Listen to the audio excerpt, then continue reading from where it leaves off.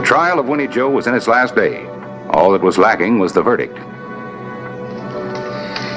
Never took me this long to tell a man I was grudging against him. I like to think the jury's on your side, Winnie Joe. I'm a wolfer. I never knew a man who killed wolves for a living that wasn't grudged against him.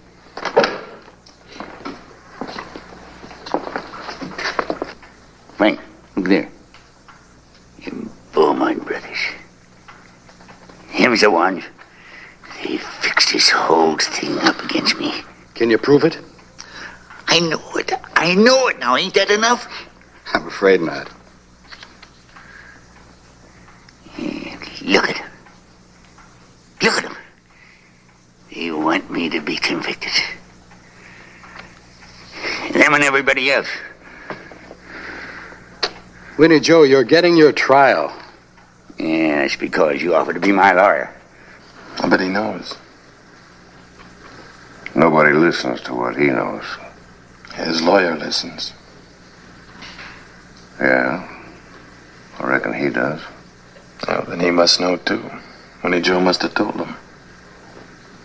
A losing lawyer and a convicted man. Who's going to listen to them? Yeah, but suppose.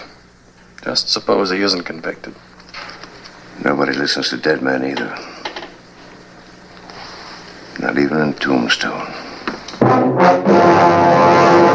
An actual account from the pages of my newspaper, the Tombstone Epitaph. This is the way it happened, in the town too tough to die.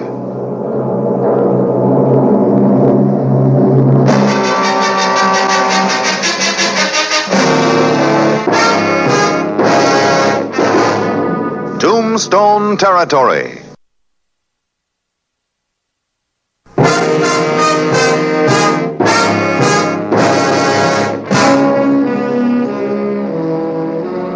Since the issue was still in doubt, I set up two headlines.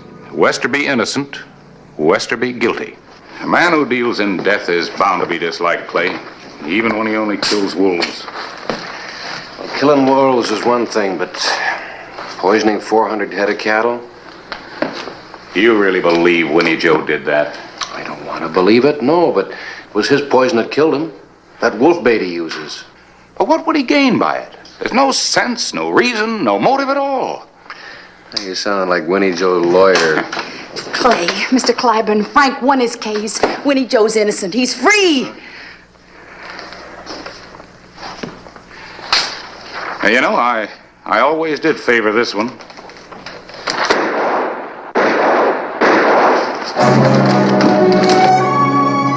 The afternoon of May 11, 1885.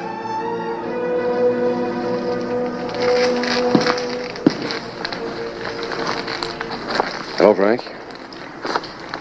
I'm conferring with the client, Sheriff. Yeah, so your wife told me. I need your help. I'm sorry, Clay. I'm a real estate lawyer now. I establish legal claims to property in Boot Hill. Frank, you knew Winnie Joe better than anybody in Tombstone. Nobody else would bother. Well, somebody bothered enough to put 3 bullets in his back. Why? I wish I knew. Do you? Well, maybe he knew something that he shouldn't have. Something about poisoned cattle. Maybe so.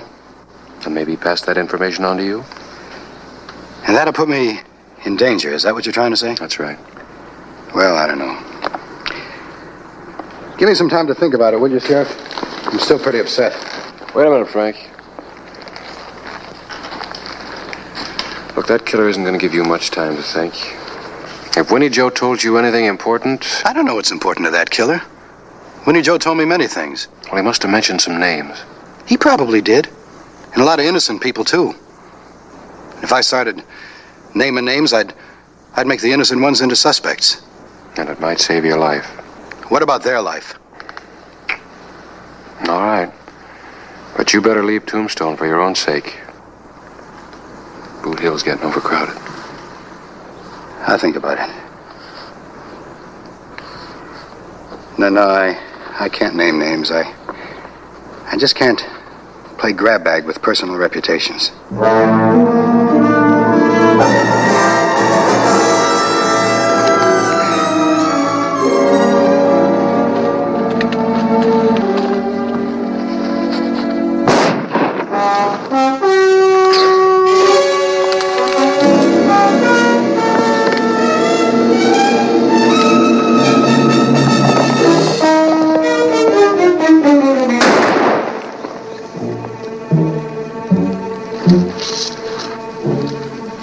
I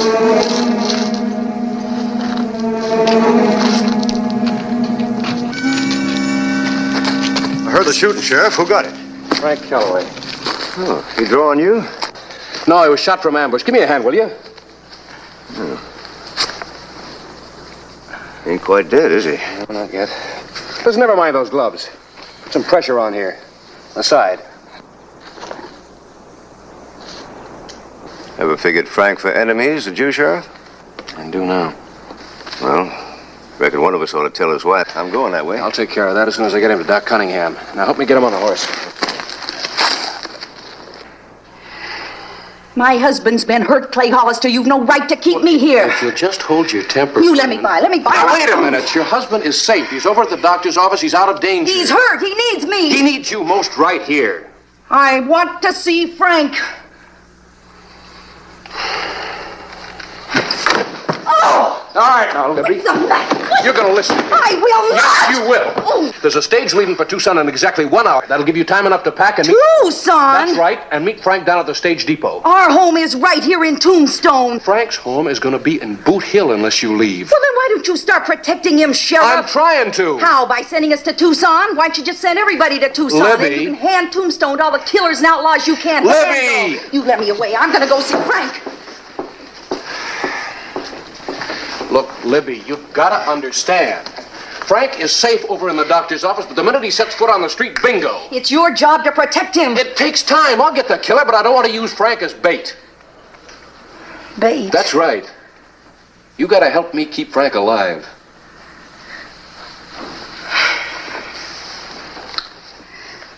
Well, I guess I better start packing, huh?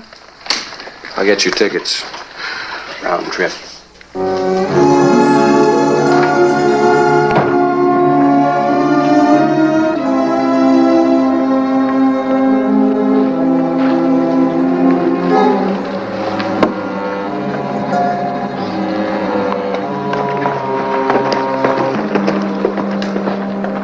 Can I join the party? No. This time I want to make sure it's going to be right. Sure, when there's a killing to do, it's my If party. you'd finished, Calloway, this wouldn't be necessary. You really think it's going to keep him quiet? It'll help. Just a moment.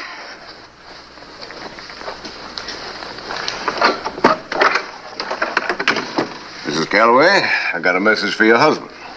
What kind of a message? What do you think you're doing?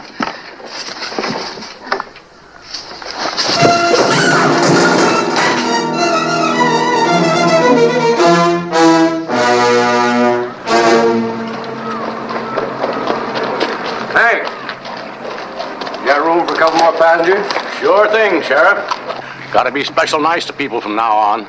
It's a new policy. New for me. I may be looking for another job real soon. Some talk about the railroad coming down this way. Oh, I hadn't heard that. When's it due to happen? Might not be long. There's some land buying out west of town. Who's the passengers? Huh? Who's the passengers? Oh, the Callaways, Mr. and Mrs. They're going to Tucson. I'll be mighty nice to them. Morning, Harris. Morning, Clay. Well, say, how's Frank Calloway? Oh, it's just a shoulder wound. He's going to be all right. What's this I hear about a railroad coming in? Yeah, great thing for town. I've got a map of the proposed route. I just heard about it this morning. Yeah, a lot of people just heard about it this morning, including the man who's supposed to know all and tell all. I imagine the railroad's been trying to keep it quiet till they can buy up the right-of-way they need. The roadbed is going to skirt the town on the north, in this area here. Well, I thought that was private property. It was. From what I understand, they've bought this piece on the left and this strip over here on the far right. Boy, somebody must have made a killing. Yeah, the Beaumonts, Ben and Cliff, wouldn't you know? This grazing area right in the middle. It's where the cattle were poisoned. Eddie Cogan's land. Great terrain for a roadbed. Railroads pay the limit for flat land like that. Well, he could use the money after losing those cattle. Does he know about this? I don't know, but he will. The epitaph will have it today. Oh, that's funny. The railroad should buy the Beaumont land, not Cogan's. I wonder why. Can I borrow this? All yours.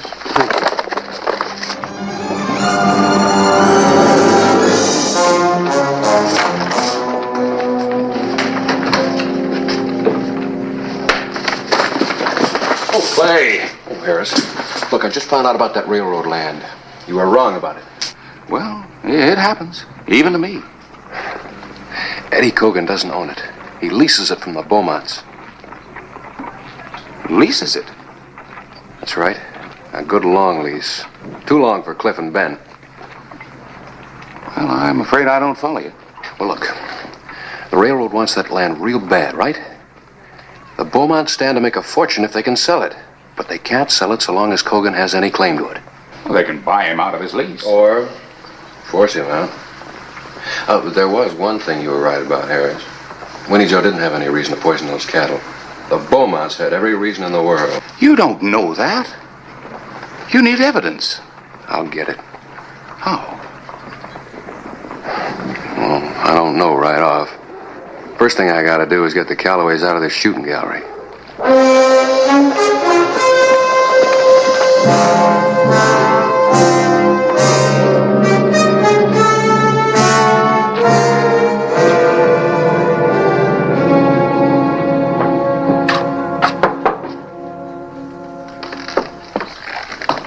Libby.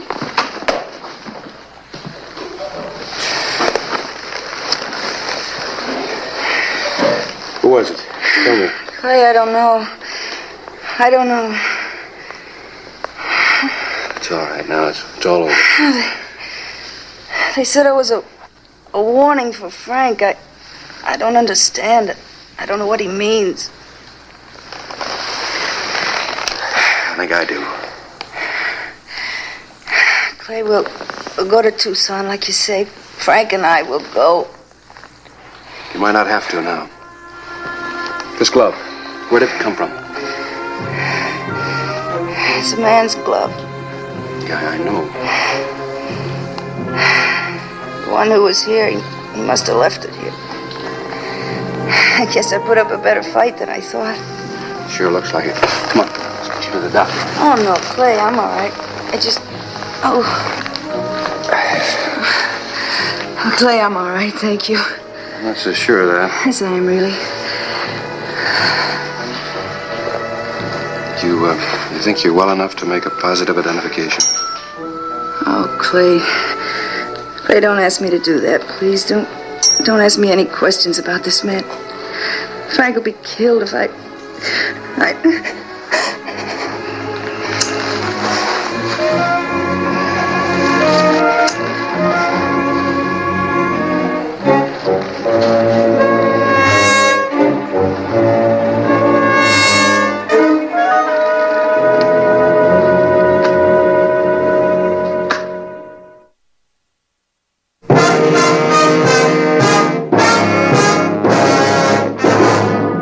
The afternoon of May 13, 1885.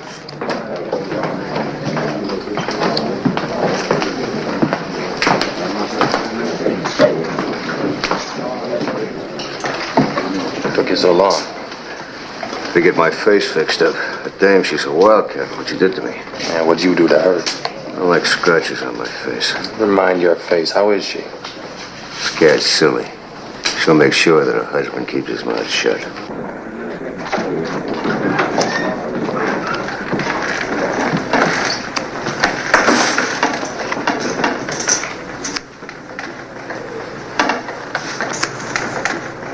Come on. Hold it, Ben.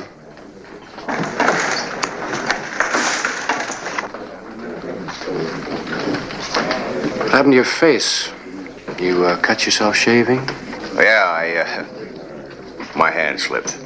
That's kind of clumsy of you. Now you're wearing gloves? Now, Claire, you know you don't wear gloves shaving. I thought maybe you might. That ain't Ben's glove. No, of course it isn't. This glove belongs to the man that ransacked the Calloway house and beat up Mrs. Calloway. A real gentleman. I don't know what you're talking about. Try it on. Try it on. Don't do it, Ben.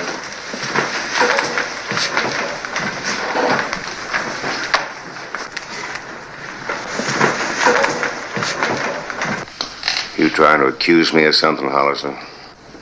Well, if the glove fits, yes. If not, I'll offer you a public apology. You better try it on.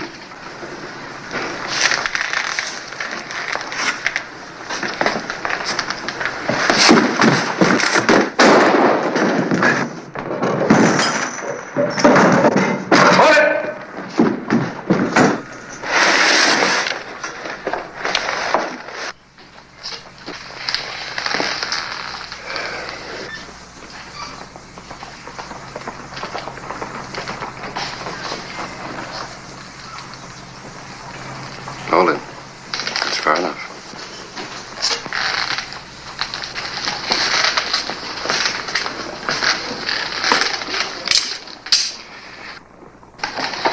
Now, pick up your brother's glove. Gonna need it for evidence.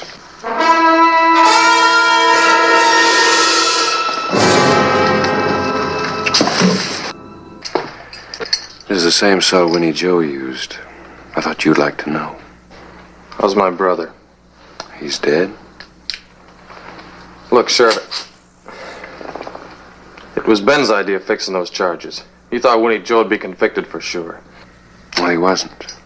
He had a pretty good lawyer. You're gonna need a better one.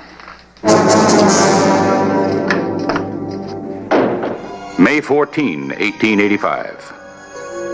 There was another fresh grave on Boot Hill for Ben Beaumont. Prisoner Clifford Beaumont, age 34, is charged with the murder of Winnie Joe Westerby, the attempted murder of Frank Calloway, and the poisoning of more than 400 head of cattle. What's the matter? Oh, I don't know. I could have prevented this whole mess, do you know that? How? Winnie Joe insisted that the Beaumonts were mixed up in his case, but I wouldn't listen to him. I didn't even tell Clay about it. Well, why not? Principles. I was afraid of accusing innocent people. Frank, where are you going? I'm going to take a walk. Give my principles an airing. Do you want anything, honey? Yes, you. And your principles.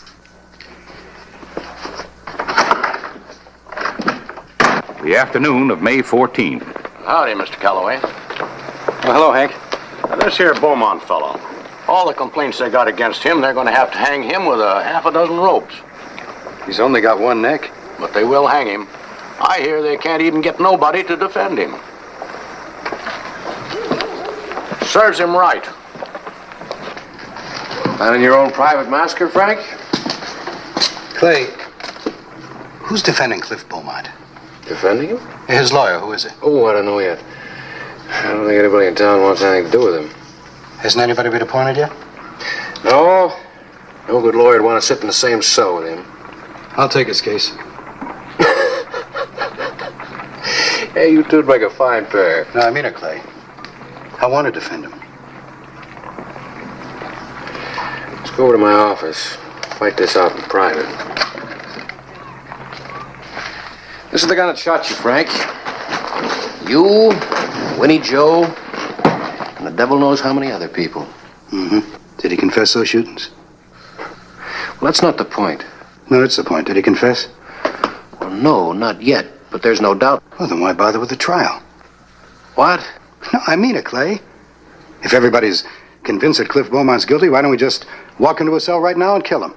Now you're talking foolish. No, I'm not. A trial now would be just a waste of time and money. So why bother?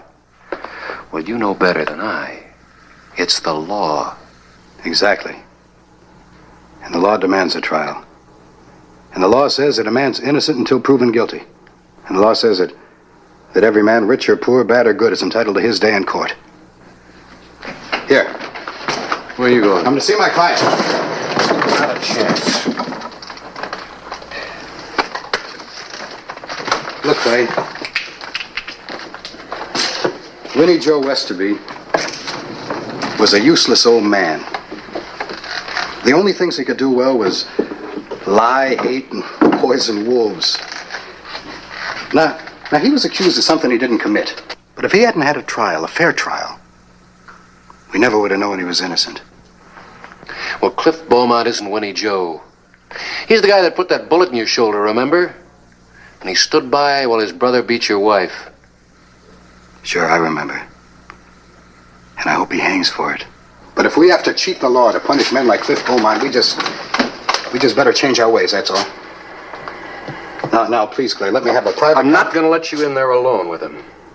Somebody's bound to get hurt. Only if somebody gets out of line. A prisoner has the right to a private conference with his attorney.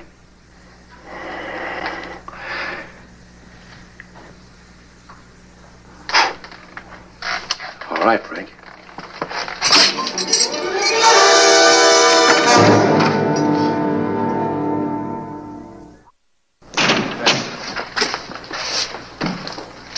Hello, Cliff. What's he doing here? Let him tell you, I can't. If you want anything, I'll be in the office. All right, Calloway, what's this all about? Well, you needed a lawyer. Nobody else wanted the job. So I volunteered. You volunteered? Why? I don't think you'd understand. Oh, yeah. Yeah, you'd you'd agree to lose this case, wouldn't you? No, on the contrary, Beaumont. If I could win your case, I'd be considered the biggest attorney in the West. Now, look, you just settle down and we'll start discussing everything. Now, there's certain things that I think I must demand. You ain't taking any chances, are you, carrying that gun? That's right, Beaumont. In my considered opinion, I considered you the lowest form of human life. But I learned in law school that any human being, even one like you, deserves a break in court. Now, if you'll just settle down and stop making things a little different.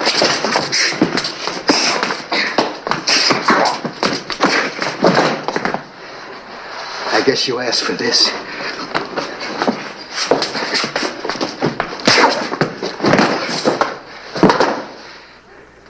Clay!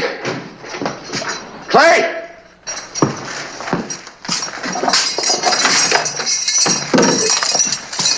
I can't talk to my client in this condition. Oh, I guess you can. Are you all right? Oh, I feel better than I felt in days. He made a grab for my gun. Yeah. You know, if I'd known you had that, I'd never let you back here. Well, now, nobody could have gotten hurt. That gun isn't loaded. All right, Counselor, you've had your moment.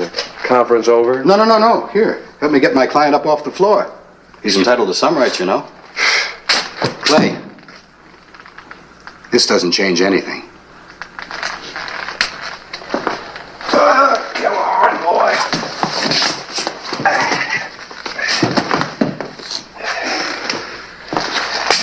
Good luck on your case.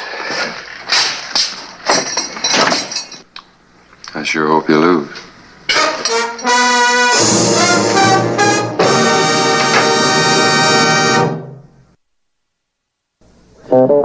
Whistle me up a memory, whistle me back where I wanna be, whistle a tune that'll carry me to Tombstone territory.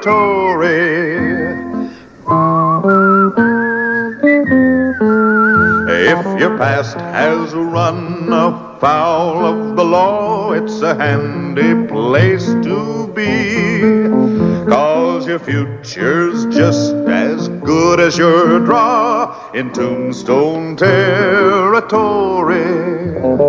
Whistle me up a memory, whistle me back where I wanna be, whistle a tune that'll carry me to Tombstone territory.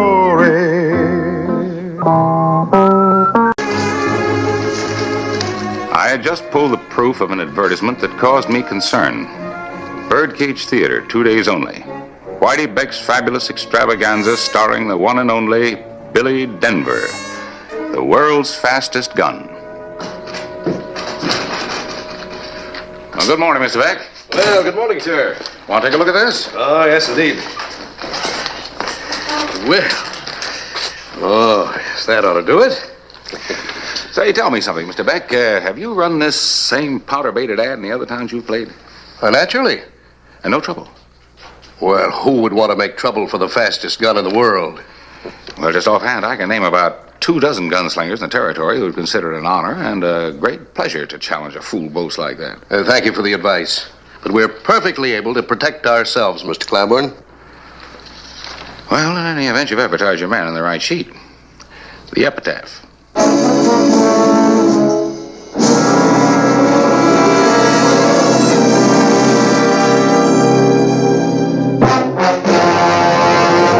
An actual account from the pages of my newspaper, the Tombstone Epitaph. This is the way it happened, in the town too tough to die.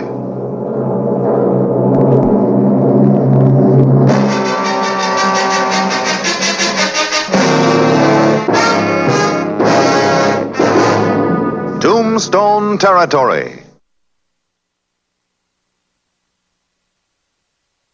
Promoter Whitey Beck refused to heed the warning. Tombstone's Birdcage Theater was to feature the fastest gun in the world.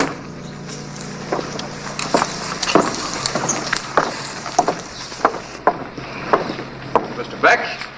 Oh, that's right, sir. Whitey Beck. I'm Clay Hollister, sheriff here. Well, I'm delighted to know you, sir. What can I do for you? Well, Mr. Clyburn, the editor of the Epitaph, is a little bit worried about the wording on this ad and on that bill.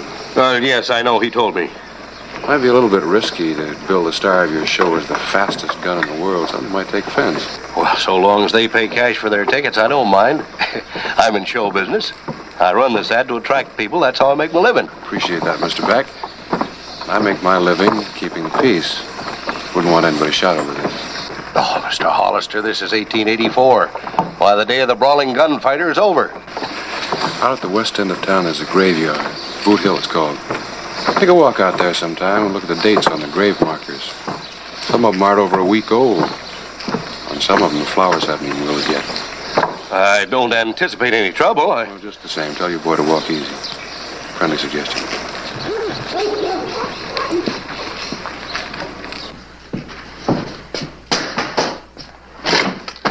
Hello, Harris. Hi, Clay. What, you talk any sense into him? You gonna change that ad? No, he says the day of the brawling gunfighter's over. Oh, boy, there's gonna be trouble. You worry too much. That was reason. Every gunfighter in the territory is gonna come buzzing into Tombstone like flies around a honey jar. Well, I still got my fly swatter. Maybe I ought to lock that honey jar up after every performance.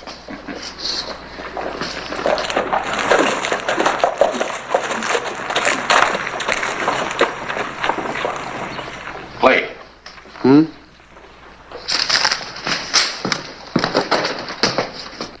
Isn't that the Pierce brothers?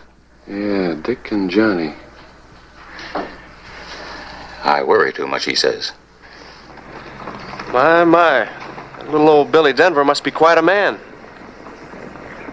Fastest gun in the world. Ain't that something? Sure must be a whiz, all right.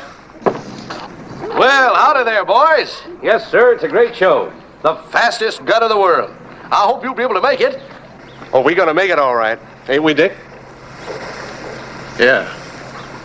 You wouldn't miss that for a whole corral full of cows. No, sir. Wouldn't miss this shooting. Not for a million cows.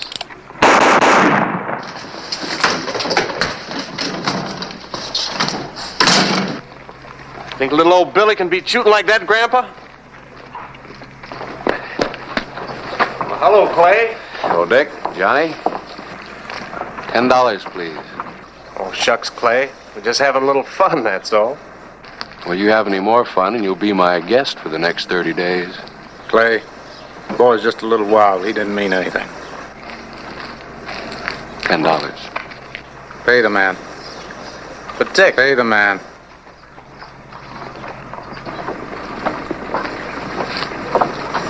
Now, you stay out of trouble. Don't you worry none, Clay. I'll keep an eye on him. Go on.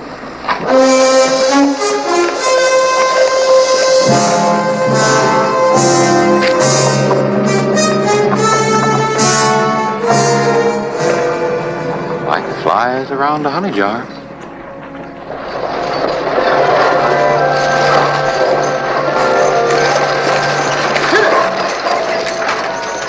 July 29, 1884. Billy Denver, the fastest gun in the world, arrived with Lizette, fragile flower of the footlights.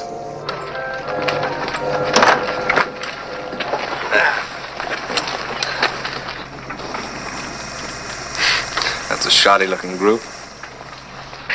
Well, it's good to see you again, Billy. You're always glad to see a meal ticket, aren't you, Whitey? Hello, Lizette. Hello, Whitey.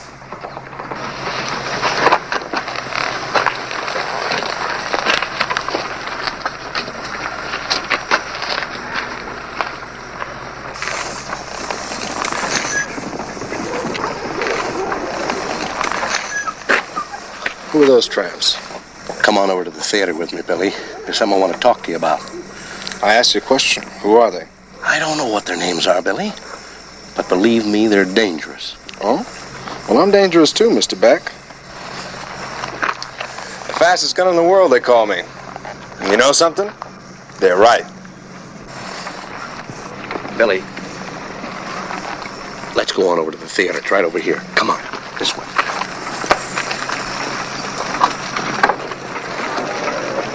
My, ain't he the pretty one, though? Yeah. Look, Billy, I said the same as you, that no man would go up against you. Now I'm not sure.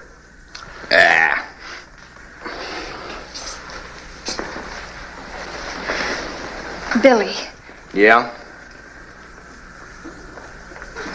don't try to prove anything. Everyone knows how good you are. And every day I'm getting just a little bit better. Just a little bit faster. Watch.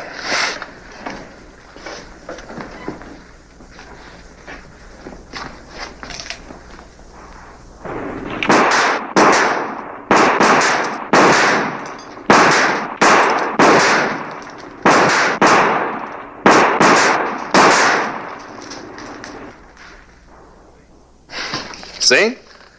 Maybe I should branch out a little. What do you mean? Well, got me a reputation. I'm the fastest gun in the world.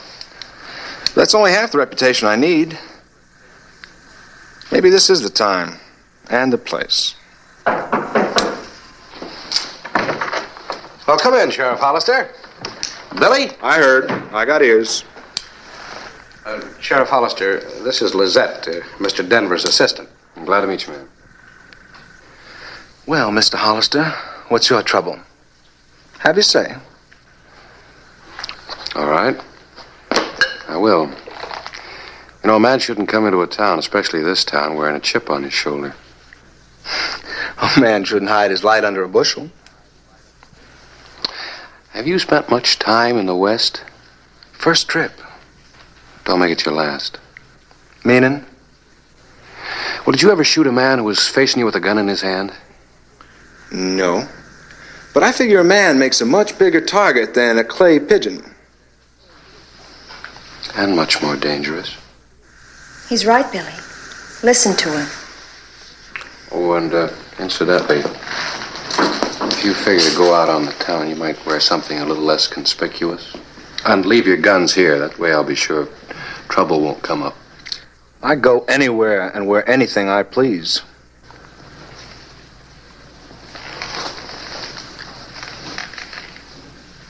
Quarter loads. So? Well, did you ever try to hit a moving target with a full load 45? No. Quite a kick, and very dangerous. That's what the boys out here use. Bye, Mr. Denver.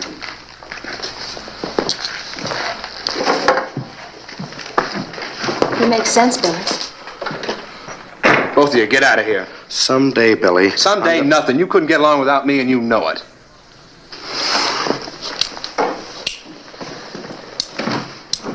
I couldn't get along without you, Billy.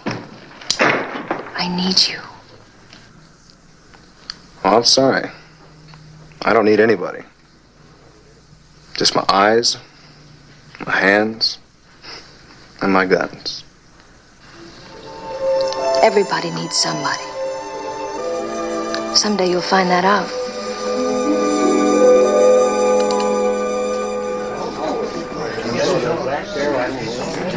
What happened there? Where did that? Something's all right.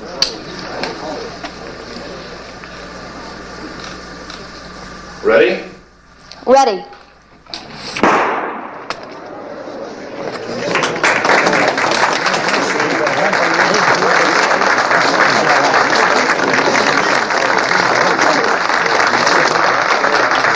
That's shooting, man. That's real shooting. Yeah, he's good. Yeah? He's almost as good as you were. Almost. No trouble, Johnny. Oh, no trouble. You know that. Do I, Johnny? Sure you do. I can trust you then? With your life. I'm trusting you with yours. I'm gonna take good care of it.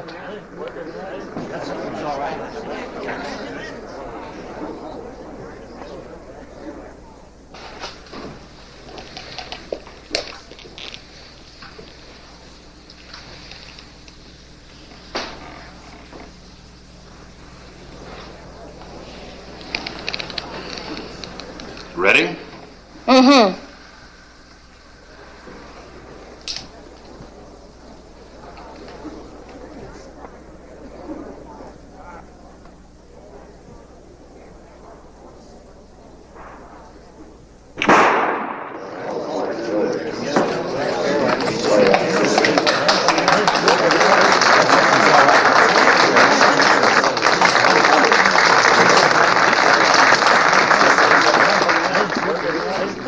Like I better have a talk to Johnny.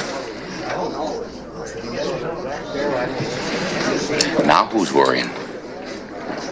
Wait for him outside. Come on.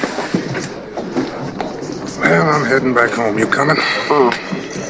Don't get in too often, Dick. I think I'll hang around for a day or two. Okay? Make it a day. And don't drink too much. You're getting to be a regular worrywart. I only got one brother. I like having him around. Gonna be around for a long time.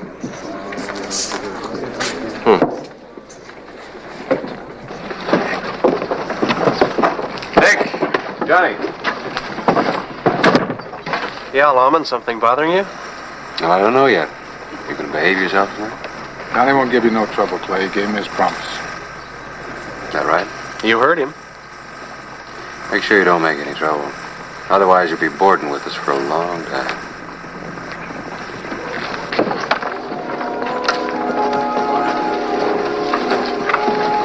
Yeah. See you, Johnny.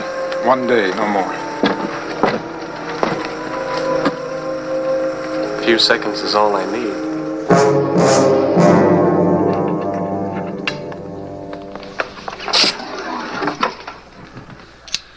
Sheriff had a good idea. Full loads. Billy, you're an actor, an attraction. You're not a gunfighter. I'm the best on the stage, and I'm the best on the street. The fastest gun in the world, and the deadliest gun in the world. I'll show you. I'll show everybody. Move.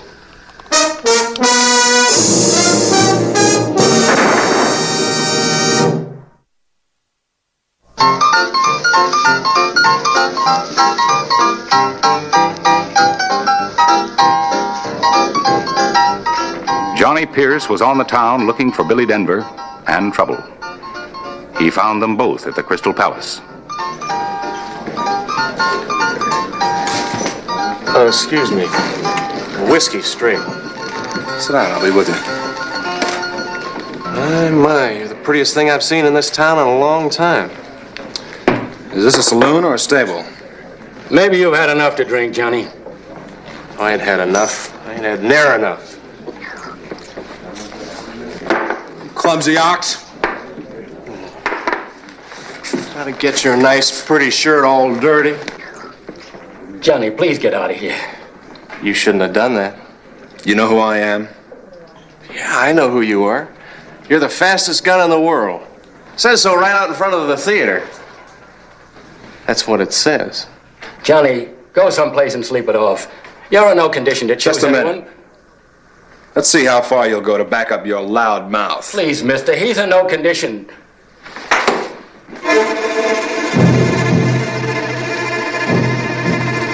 Glad you did that. I'm real glad. Now I'm gonna show you how fast you ain't. Please, gentlemen, stop before it's too late. You're gonna get it now, fast gun. You're gonna get it. Draw! Let's go.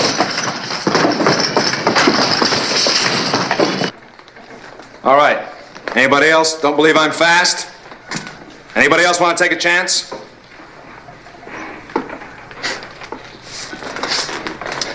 All right, boys. Drink up. Name it, gentlemen, name it.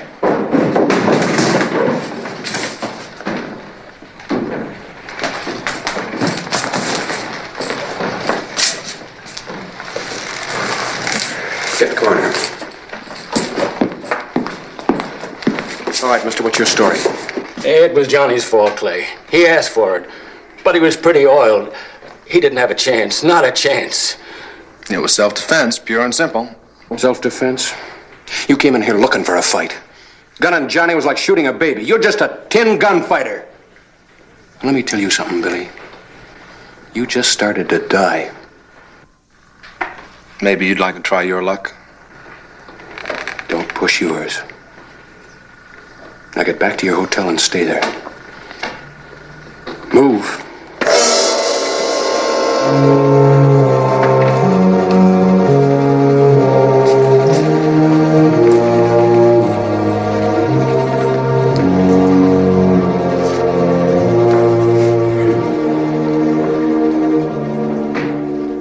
July 30, 1884. There had been one killing. Sheriff Clay Hollister didn't want another one. What do you think, Harris? I think we'd better get that conceited bonehead out of Tombstone before Dick Pierce hears about Johnny. Well, even if he doesn't hear about Johnny, he's going to come looking for him. I better go over to the theater. Try to get Mr. Denver on the stage who's leaving tonight. Give me my hat, Billy. Want me to come along? No, you stay here. Keep an eye out for Dick. If you see him, stop him.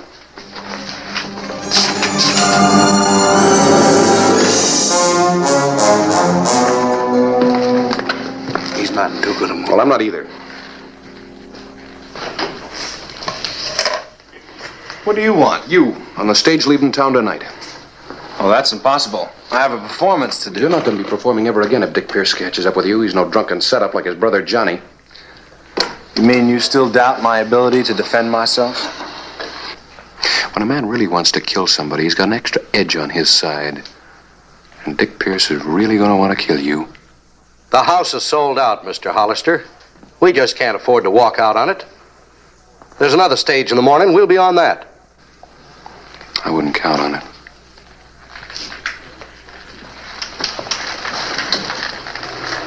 There's just two ways that you're going to get him out of town. Quick or dead. Try to get him on tonight's stage.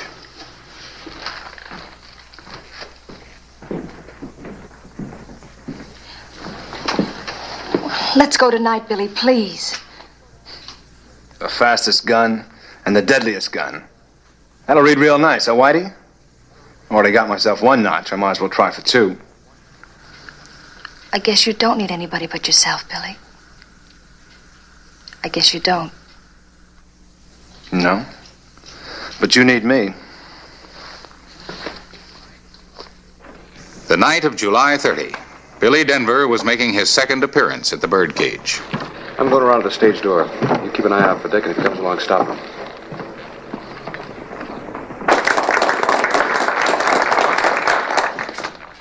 There's been an ugly rumor that I can't use anything but quarter loads. Well, tonight I've been using full loads, and I haven't missed a shot.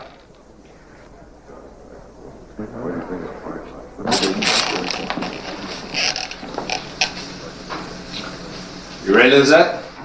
Ready.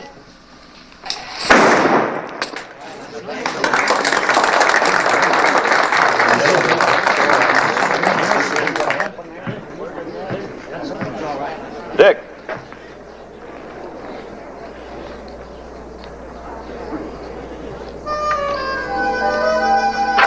No trouble now, Dick. Don't aim to give you any trouble, Lee. That's good, because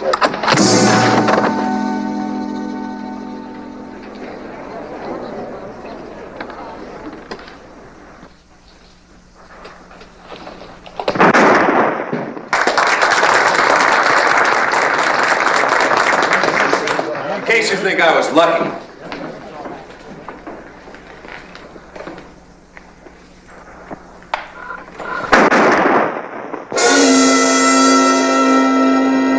Luck's run out, mister.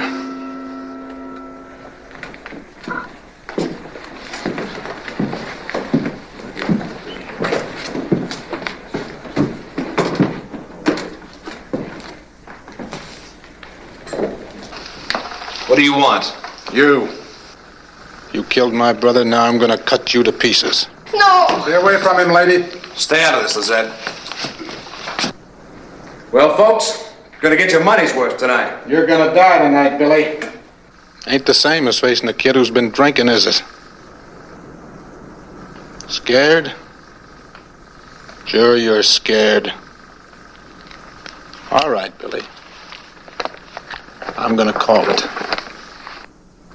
Ready? 1, 2. Get out of the way, Clay. No, Dick. Get out of the way, Clay. You gonna shoot me?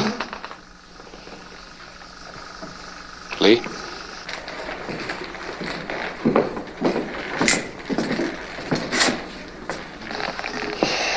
You're gonna be on that stage leaving tomorrow. And if you're smart, you won't come back.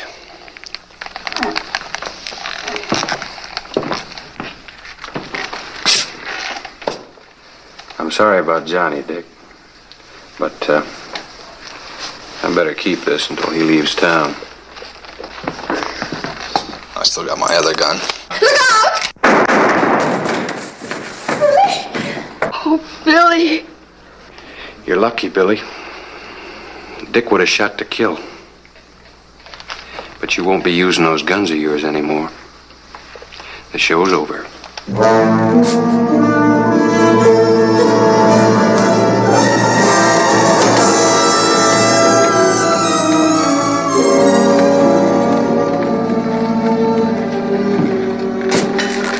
Better find yourself a new star.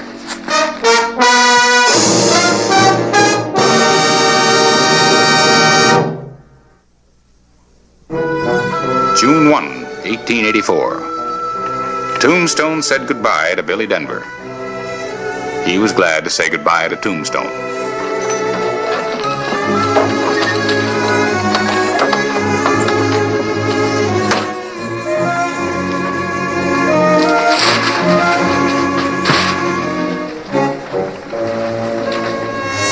I guess everybody needs someone.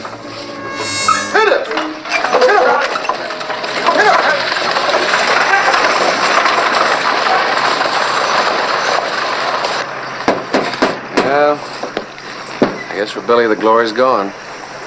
Maybe he's found something better to take his place. Boy, he sure was good. Outdrew his left gun. I wonder what would have happened with his right. I guess you'll never know. That's all right with me.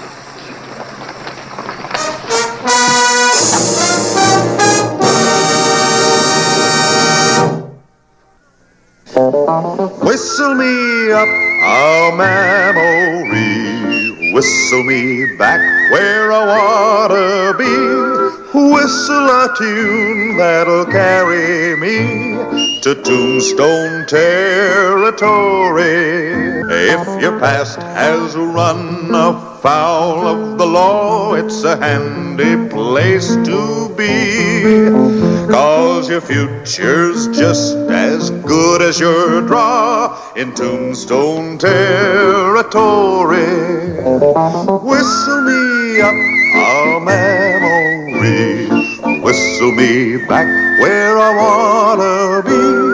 Whistle a tune that'll carry me to Tombstone territory. The misfits, the wanderers, and the nonconformists. Some burned with a unique faith that they moved under the special favor of the Creator, and that He would provide them with their haven of plenty. Tabitha.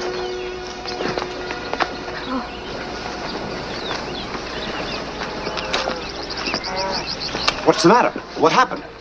Don't tell Elias, Simon. Please, Sister Mary, don't tell him. He'll be displeased with me. But he should know. Sister, the baby. It's near your time. Not yet.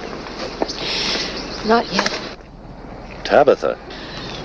I'll be fine, Elias. I'll be fine. But she just took a spell from the heat. We've reached the end of our journey. This place shall be our land of plenty. The Lord be praised. Yes, let us thank him for leading us through the wilderness, for helping us to persevere where others have failed. Let us pray. But what about Ben? He went after the sheep and he hasn't come back yet. Your brother can pray his thanks when he comes. We will pray ours now. Oh, Lord, we thank you.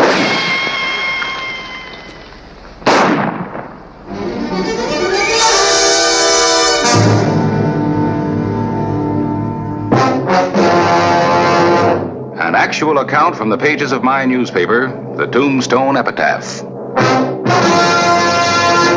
This is the way it happened, in the town too tough to die.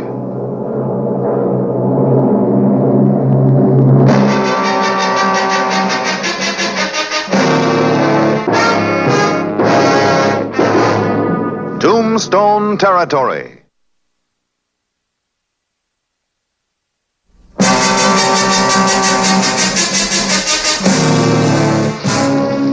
May 10, 1881. The newcomers received their welcome to the West. This yours? Ben. Yes, he's Ben Ashdown with our party. Who are you, sir? Clear out, mister. You and your whole ragtag bobtail outfit. Clear off this land. And keep out of Tombstone, understand? Who are you? The name's Lige Crown. My ranch is up yonder, and you ain't my choice for neighbors. Is that enough? Lige for Elijah. Surely, Mr. Crown. Listen, we've had your kind around here before. With all your strange ways, full of pious spoutings, wearing them clothes and setting example for our young'uns. We know all about you. You've never seen us before. This is the farthest west any of our people have ever come. Yes, and you're going farther. Today. We don't believe in violence. But we won't leave. The land is here for all. We ask only the right to live and work in peace on a small portion of it. If you're not going by tomorrow, you'll get a small portion. 6 feet long and 6 feet deep. Come on! May 11, 1881. Street fighting was not unusual in Tombstone. But when youngsters were involved, it was time to intervene. Give him a good one. Get him, boy. Get in there.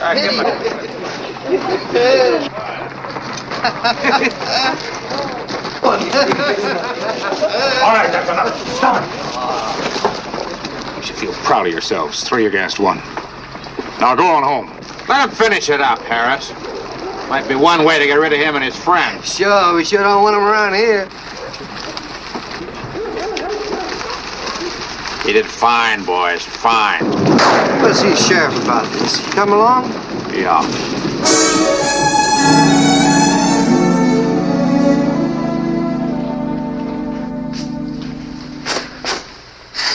Thank you, Mr.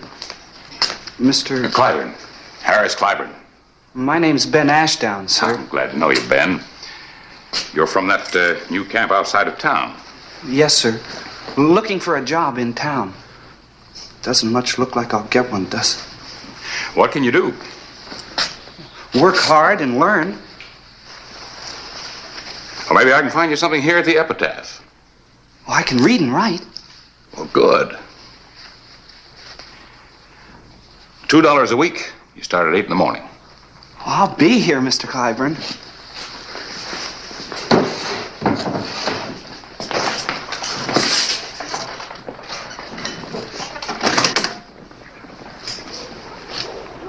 Mr. Clyburn, sir? Yes, ma'am. Are you a godly man? Well, now that you mention it, I think I am, in my own way. Well, that's good. If you weren't, Elder Ransom wouldn't let me take the job.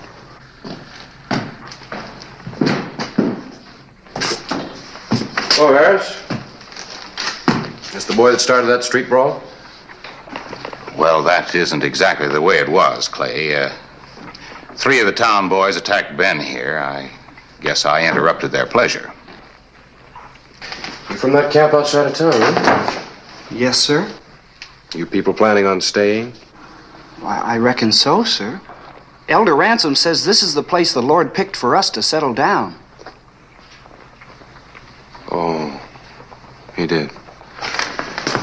Oh, what's it all about, Clay? Why all the excitement over 4 boys scuffling in the street? Well, there's more to it than that, Harris. I've been asked to get these people out of Tombstone. Ben, why don't you go in the back room for a few minutes and look around? You know, kind of get acquainted with the place.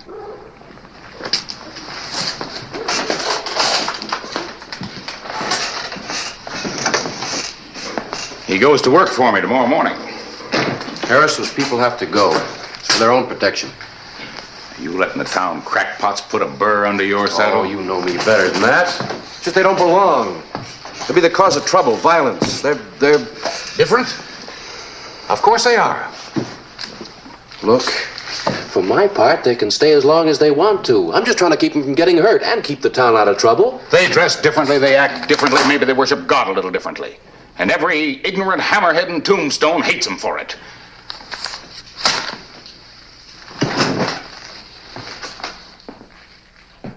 May 12th, a rainy afternoon in Tombstone.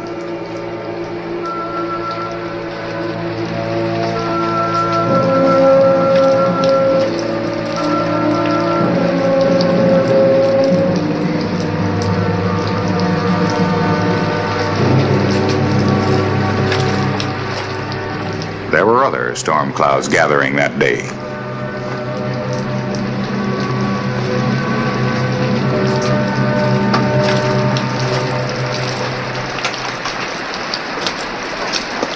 Yes?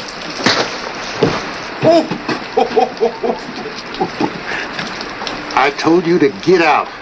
Yeah, you tell him, Lige. Why don't he fight back? Yeah, why don't you fight if you want to stay so bad? Elias, don't! We don't use violence. We got our town just the way we like it. We don't want your kind here. That's Elder Ransom. We'll make a place for ourselves. Leave him move on. Ben! Crowd! If you're looking for somebody who'll fight back, try me.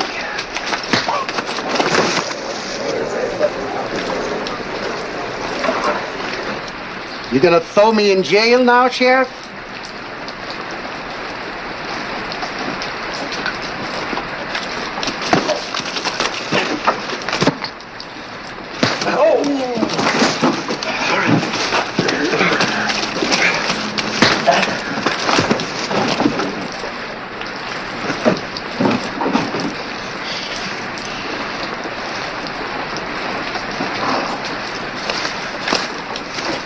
You know how people feel. Why do you come into town? We came to find a doctor for my wife. Sorry. The doctor's riding circuit, visiting the ranches. He won't be back for a couple of days. Thank you for your help. However, it wasn't necessary. Oh, you come in here so chock full of good intentions. You think that's enough to keep you from getting near killed? The Lord watches over us. Well, in other places, maybe. But when they wrote about a place where angels feared to walk, they meant Tombstone. Now you better find yourself another place. I think not. Sheriff? Yeah? You're the boss here in Tombstone. If need be. Out around my place, it's different.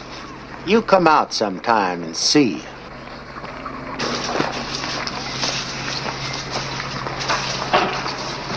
I'm sorry, Mrs. Ransom, for the whole town.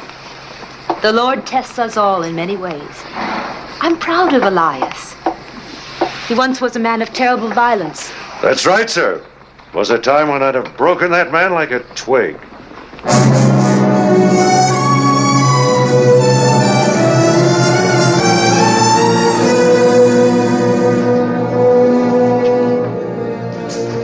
night of May 12.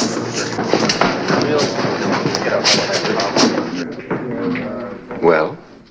We want to talk to you, Hollister. About Elder Ransom. They gotta go, Sheriff. We don't want them in Tombstone. They're not in Tombstone. 5 miles away, it's the same thing. They walk around with their funny clothes and their preachy ways, and the first thing you know it, their young'uns are with our young'uns, and we gotta answer a lot of questions. They come into my store, and my good customers won't come in no more. Why not? Because they... Well, I don't know. Because they won't, that's why. If you've got something they want to buy, they'll come in no matter who else is there. Now, don't try any of your fancy talk, Harris, because it won't do no good. These people ain't our kind. They don't belong here. Well, what do you gentlemen suggest that I do? Root them out of here, that's what. And you do something about it before somebody else does. Now, you listen to me before you get into real trouble. I'll handle this the way I see fit. And if you people try to do it your way, you'll all end up back there in the lockup with your wives feeding you soup through the bars. That clear? Just root them out of here, Hollister.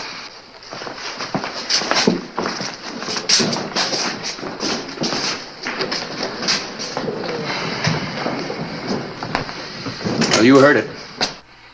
If I let those people stay, there's going to be bloodshed. I can't have that. Clay, Ransom, and his party are in this county, and their rights are in jeopardy. You're sheriff of this county and committed by oath to protect those rights. And you know what they say? They say the Lord told him to settle here. And if they stay here, you know what'll happen? There'll be more of them coming here. And how'd you like your kids marrying up with them? What'd Hollister say when you talked to him? Well, he said we dasn't. Did he say what he was gonna do? No, not exactly. If the sheriff don't protect the citizens, then what? And the citizens gotta protect themselves. You're right. Yeah. Somebody go heat up the tar bucket. Well, that woman's gonna have a baby right quick. Then let her have it on the trail. That's where I was born, and it didn't hurt me none. Come on. Let's get it.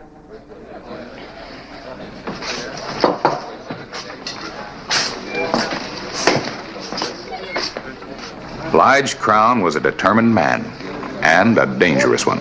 They won't listen to me. I've got to go out to that camp. And chase him down the trail. No, the time for talking's done, Harris. If I let them stay and somebody gets killed, practically the whole town is going to be up on a murder charge. All right, wait for me. I'll go with you. Hold it. Easy, boy. Gotta get the doctor. What's the trouble? He's still away. The baby. Mrs. Ransom's having the baby. Oh, come on.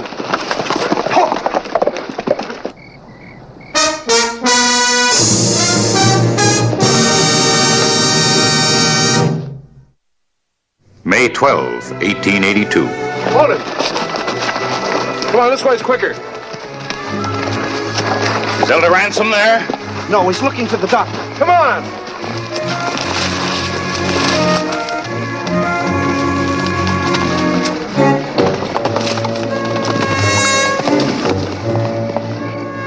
When we arrived at the camp of Elias Ransom and his people, it was evident the time was near.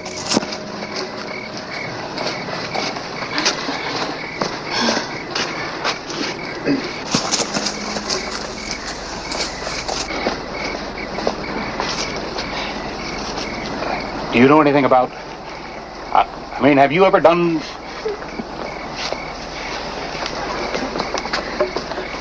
Can you help? I'm Brother Simon Webb. I helped birth both my boys back in Ohio. I can help. Good. Just tell Miss Ashdown what you need. She'll help you. Yes, sir. Now, don't you worry, Mrs. Ransom. Everything's going to be just fine. Where's Elias? He's gone for the doctor. But I'm afraid we can't wait. I'm not afraid. Good.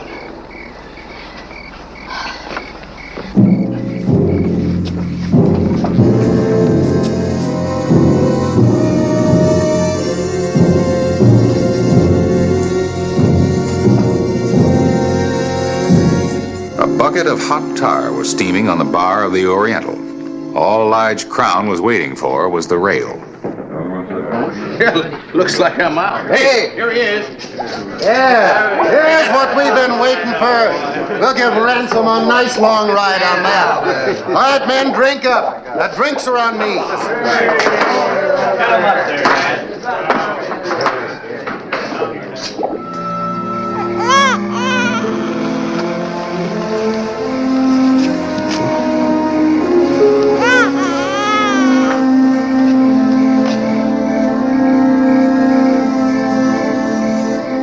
How do you like that? Didn't cost him a nickel, and he's complaining about the service.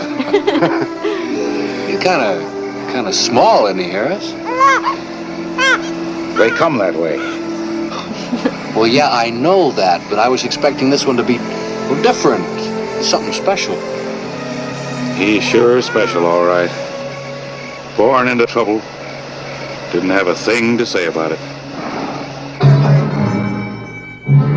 Clay Hollister's deputy, Lee Yeagley, watched Crown's men pile out of the Oriental. All right, boys, we'll see you.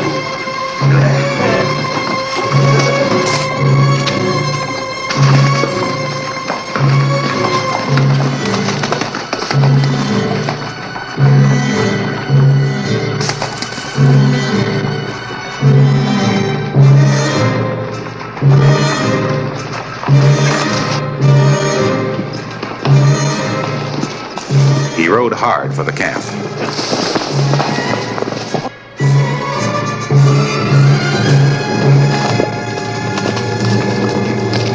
Town's eating up fast, Clay. Looks like it's going to blow. Well, how soon do you figure they'll get They here? should be here soon. They were pouring out of the Oriental when I left. Harris, I gotta get them out of here. How? Well, not down the trail, if that's what you mean. I just gotta get them to move the campsite a little bit until I can get those yahoos simmered down. Clay, you won't be able to move them even at gunpoint. Yeah, I guess you're right. Or maybe I can move Crown and those others. Maybe.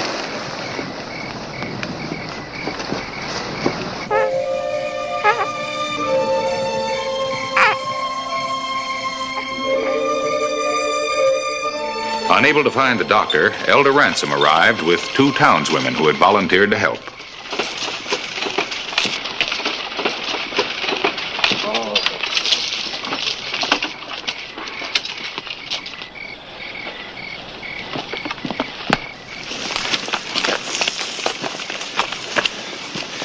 Mother and son are doing fine. Mother? Elder, you've got to move your camp. There's a mob headed this way from town. I'm going to see my son. Look, you don't understand this country. It's rough. The people in it are rough. The way they handle their problems is crude, but it's very effective. And right now, you represent a problem to them. If you're still here when they get here, it'd be a bad thing to see. Not even your son will be spared. No, Sheriff. We've been chased and hounded halfway across the country. Why? All we want is to make a place for ourselves, a place to live and work. No, sir, the time for running is past. The Lord has ordained this as our home. My son has been born here. This is where we will stay. Isn't he beautiful? Oh, Mrs. Ransom, he's a beautiful baby. Thank you. Strong, too. Just listen to him holler.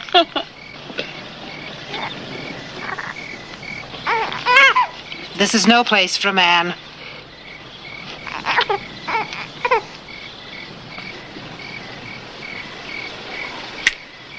I got an idea. We stayed through the night. Clay Hollister had talked with the townswomen. If his plan didn't work, we were prepared for the worst.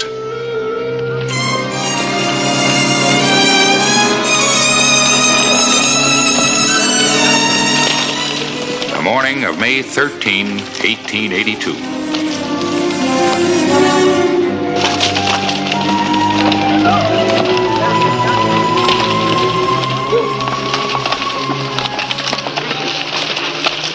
They put up a fight. You know what to do.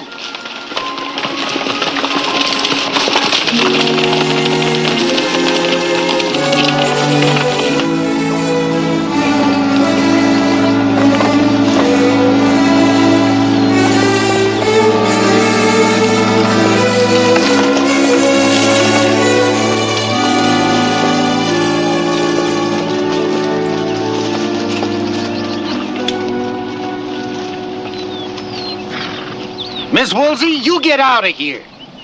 I suppose you'll shoot me if I don't, Lige Crown.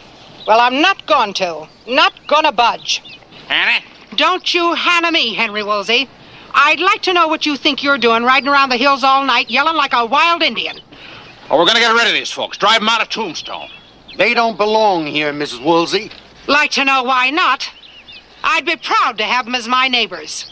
I suppose you think 'cause they ain't exactly like us, we gotta treat them like heathens. Well, let them go someplace else. Why'd they have to stop here? I remind you, John Harker, we all had our reasons for coming west, and none of us come from the same place. And we all learned to live together. They ain't our kind of folks. Well, there ain't nothing so special about you, Lige Crown. You ain't greedy, not much. You just want all the land that's next to yours. Well, these folks won't take up much room, and I say they're welcome to it. You ain't gonna let a couple of women stop you. Come on! John! What's in that pail? Tar, huh? You want to put tar and feathers on somebody?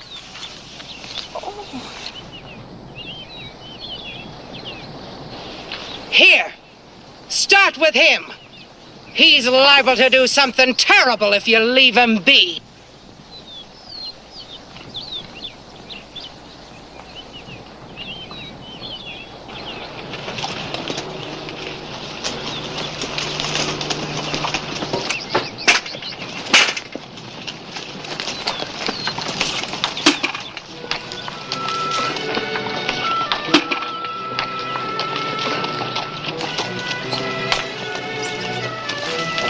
How do you like it, Lige?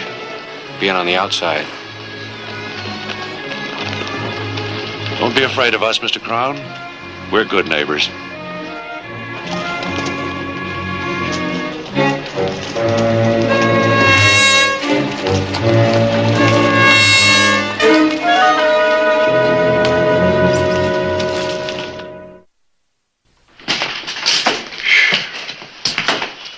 Boy, what a night. Not a shot fired. I'm proud of you. All right, Harris, go ahead and say it.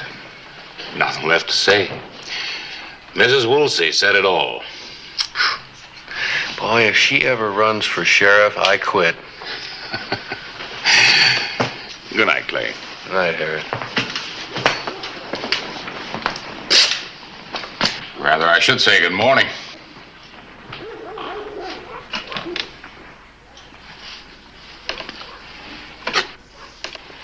Clay, before that baby is much older, the rule of the gun in this territory will end.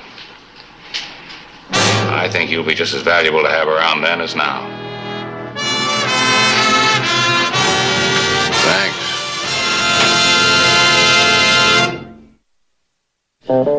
Whistle me up a memory, whistle me back where I wanna be.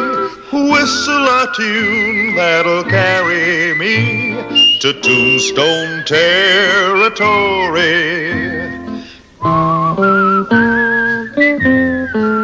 If your past has run afoul of the law, it's a handy place to be, 'cause your future's just as good as your draw in Tombstone territory.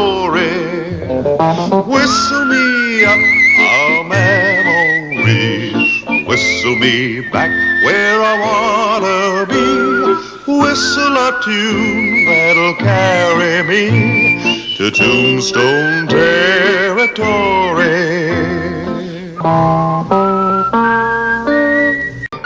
Tombstone, Arizona Territory, the morning of June 19, 1882.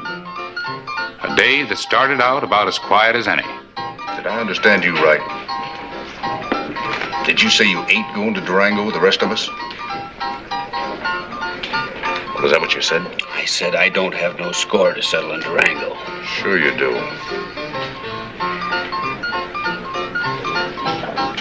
We're gonna kill Doc Holliday in Durango. It ain't that easy. Why not? There's 5 of us. Doc Holliday's the fastest gun there is. Ain't got any reason to mix with him. Well, I do. Well, you mix with him then. I'm out. Mace!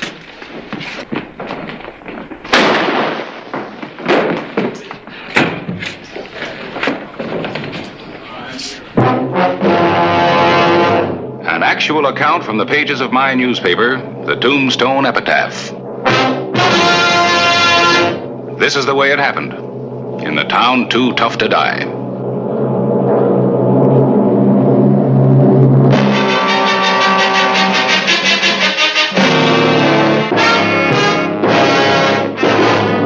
Tombstone Territory.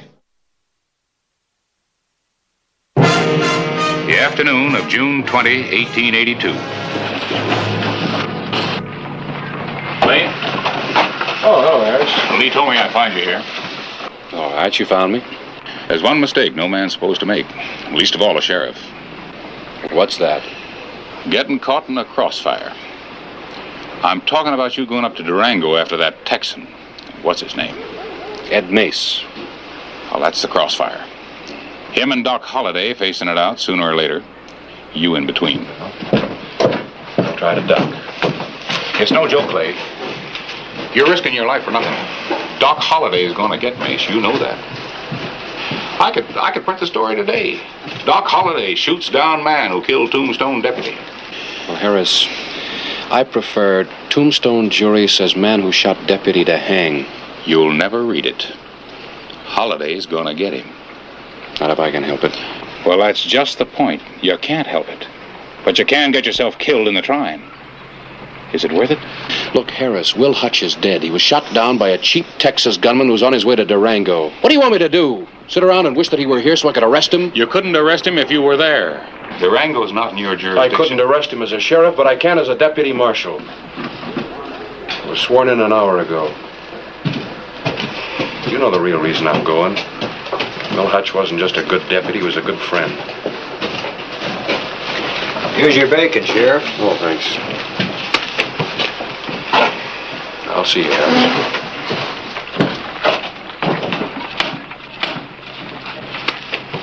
Where's the sheriff heading, Mr. Clyburn? Into a crossfire.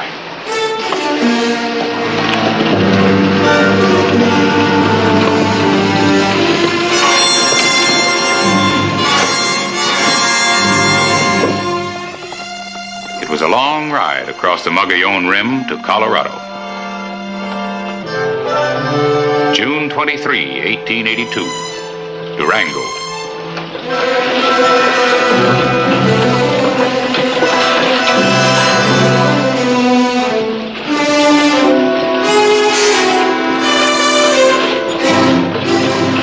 Mace and his men arrived well ahead of Clay Hollister. Howdy. My horse needs a shoe. I'll be finished here in a couple of shakes. Don't hurry. You a stranger in town? That's right. Fixing to stay on? I might. I'm looking for an old friend of mine. I heard he was up this way. Yeah? What's his name? Doc Holliday. I didn't know Doc had any friends. Oh, no offense. Know where I might find him? I hear Doc's been at the Royal Flush Saloon every night this week. Running real lucky. You a poker player, mister? Now and again. And I hear Doc's real tough to beat. A man can't bluff him. Man might not have to. To get out drawing. You talking about cards or guns, mister? Just talking. Be with you in a minute.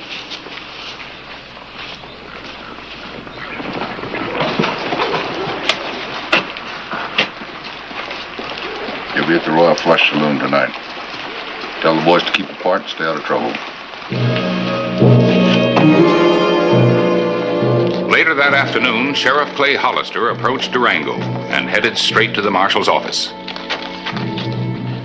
Of course, there's no telling when he's going to go for Doc Holliday or where. He might have been just talking big, you know, about coming up to Durango in the first place. No, I don't think so. He killed one of his own men just because he wouldn't come along. Well, killing a man is one thing, Sheriff. Going up against Doc Holliday is quite another. I still think he'll try it. I better stay as close to Holliday as I can. Holliday won't like that. I'll try to keep him from finding out. Suppose you do. Let's say you find Ed Mace like you planned. Didn't you say he has help? 3 men. Figure on taking them all on? No, I figure on getting help. Here. All right, Hollister. I'll do what I can. Thanks. You know where Holliday is now? Nope. But I know where he's going to be tonight. The Royal Flush Saloon. I call you, mister, and raise you $100. I think you're running one, Doc.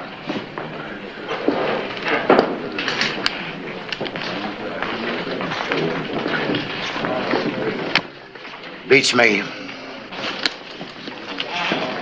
Pair of 5s.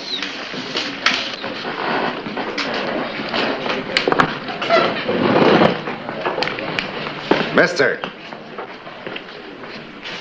What's the matter? When a gentleman leaves the company of other gentlemen, he usually excuses himself. No offense, Doc.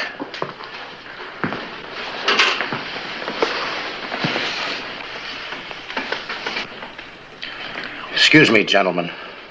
That's better.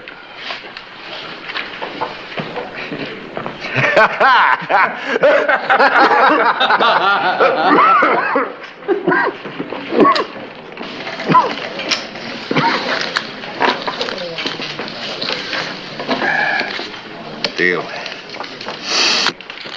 Need a new player, gentlemen? Why not? That's what we're here for.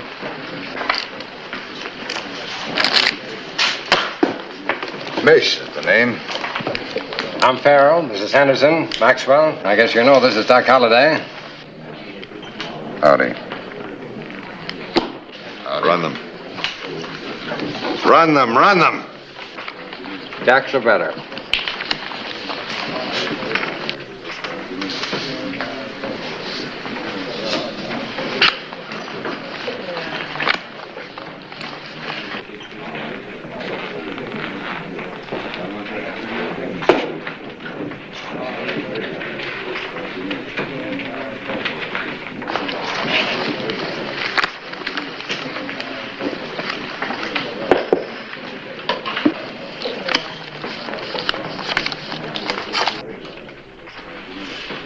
What's up to you, Mr. Mace. It's a common name down around Dallas. I was in Dallas about a month ago. I know. I'll bet $50. I'll play. Did we meet before, Mr. Mace?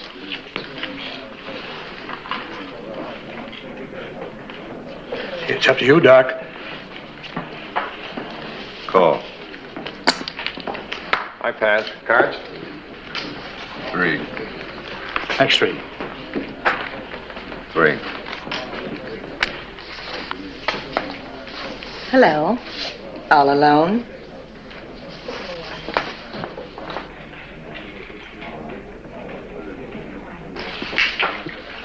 Three 10s. The newcomer's good for my luck. Run him.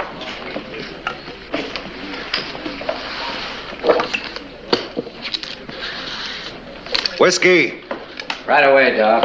Told you to keep an extra bottle at the table at all times, didn't I? Sorry, Doc. Expect me to drink out of this? It's filthy.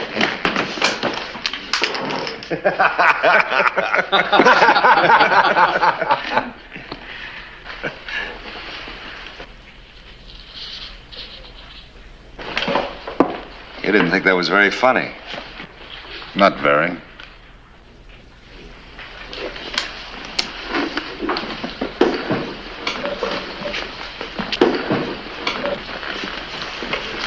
I don't like people who disagree with me, Mr. Mace. Ed Mace. Brother of Arnold Mace. Who's Arnold Mace? The man you killed in Dallas a month ago. Is that why you're here? That's why we're here. There are a couple other people here, Mace. Stay out of this. No interruptions. Everybody stand still. What do you want? You're holding up the game. I want him. You're under arrest, Mace, for the murder of Will Hutch, deputy sheriff at Tombstone. Get up slowly, Mace.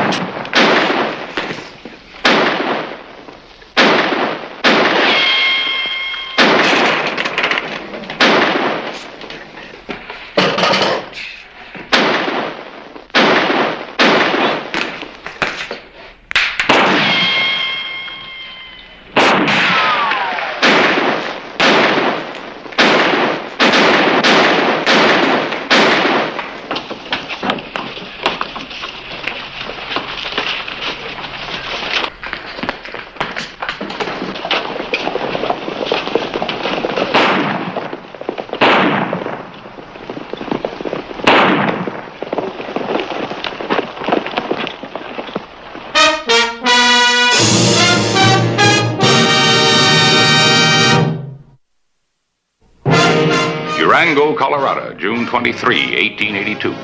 The patrons of the Royal Flush were amazed that Doc Holliday was still alive. If I were you, I'd get out before he comes to. Doc doesn't like any interference with his business. Yeah, well, I'm interfering. Easy. Easy.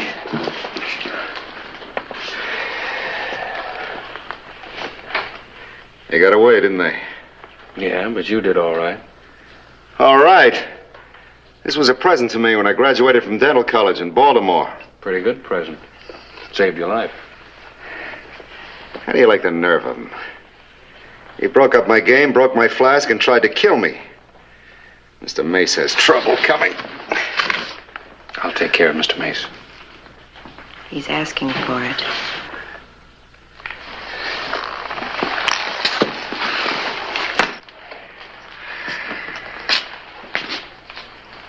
Mister, I was playing a nice, quiet, profitable game of poker until you open your mouth. Now close it, get out, and stay away from Mace. He's mine. Over my dead body. You better go back to Tombstone. Doc. I will. Just as soon as I've found Mace. You can draw first, mister.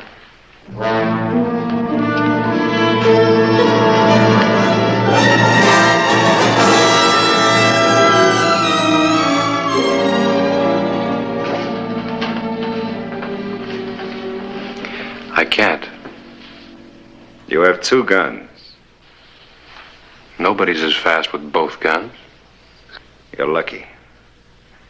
You get another chance to clear out. Just as soon as I find Mace. Don't push your luck, lawman. Next time we meet, if you insist, your arm is liable to be all better.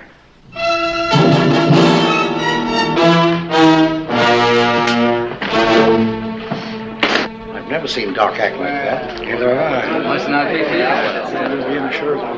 If I were you, stranger, I'd just let that arm bleed and bleed and bleed.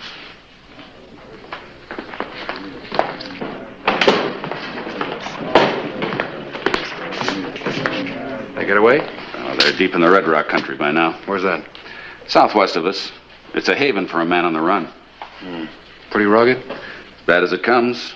Gorges, mountains, draws, ravines. You can't track a man. And you can't see him 10 yards away from him if he doesn't want you to. Looks like you're going to have to wait till he comes out, Sheriff.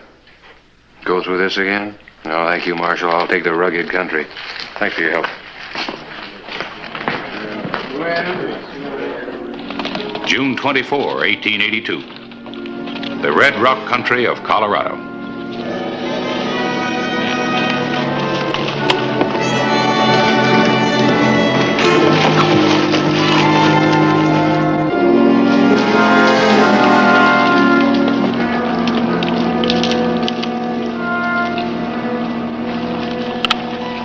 I'm not better yet?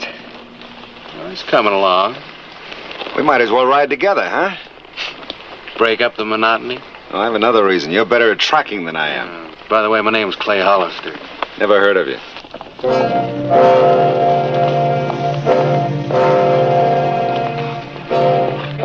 The afternoon of June 24. Those tracks aren't over a day old. You tell how many riders? Not for sure. More than 2 and less than 5. That fits. Is your arm bothering you? Yeah, I guess it's a sling. Let it be. I'll take a look at it when we make camp.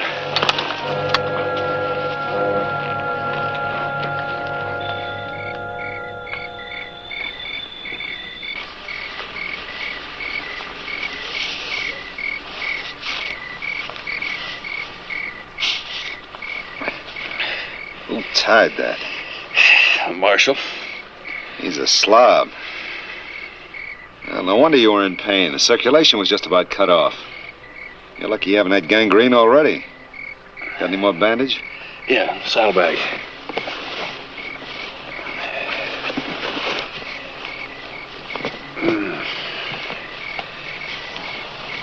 Dentist, huh? Where'd you ever practice? In Georgia. Why'd you come out west? I have consumption, mister. Or haven't you heard? I'm sorry. I'll leave this loose for the night. You should be able to draw in no time. Thanks.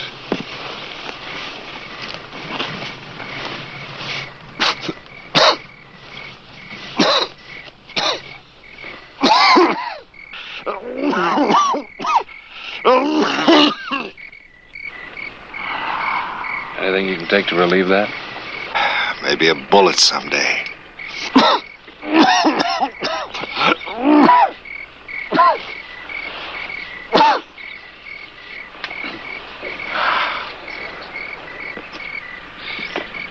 Doc? Yeah? He's his brother, Arnold. What did you ever kill him for? I don't remember.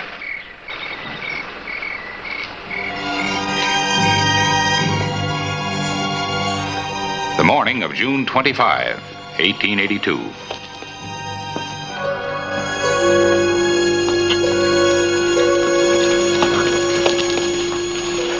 You know something? You're right about that circulation. Don't need to sling anymore. I'll send you my bill in the morning.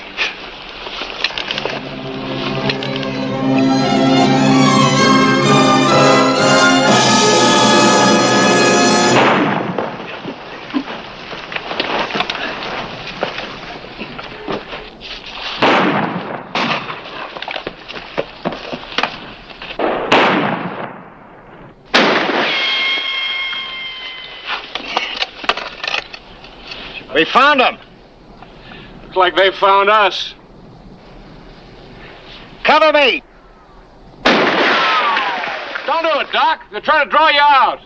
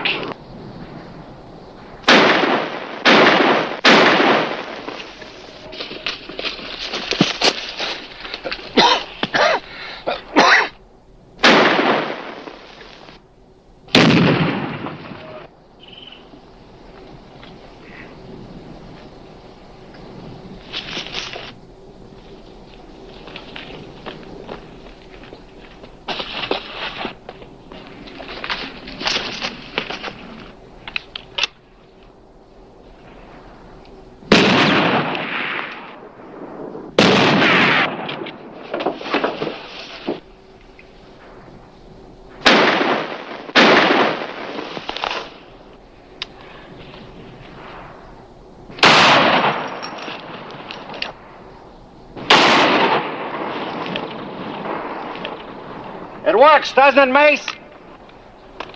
You could have had it quick and easy. One clean hole. Now you're gonna have 100 little holes.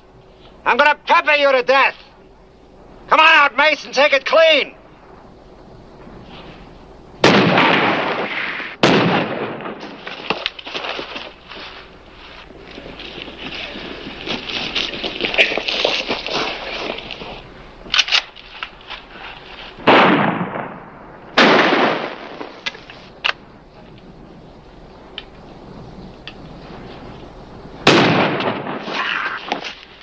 Kramer! Kramer, Carter, shotgun!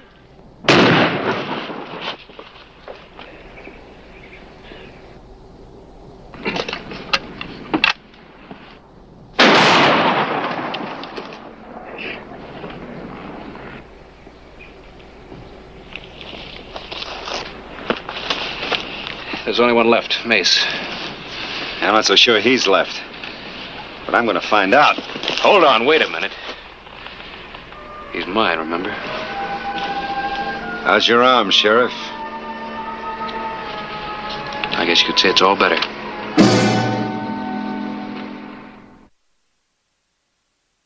Now, look, Sheriff, I'm grateful for your help.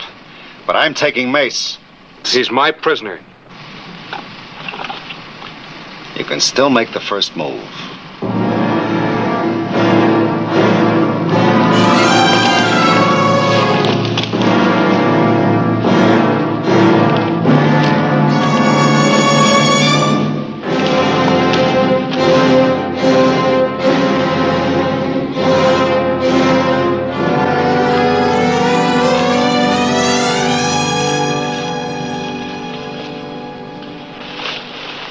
Sheriff, I want Mace. You're gonna have to draw. Over a dead man?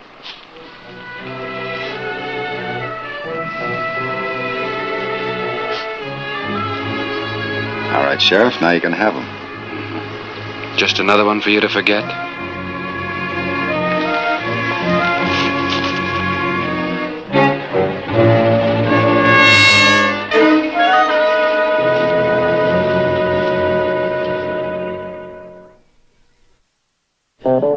Whistle me up a memory, whistle me back where I wanna be, whistle a tune that'll carry me to Tombstone territory.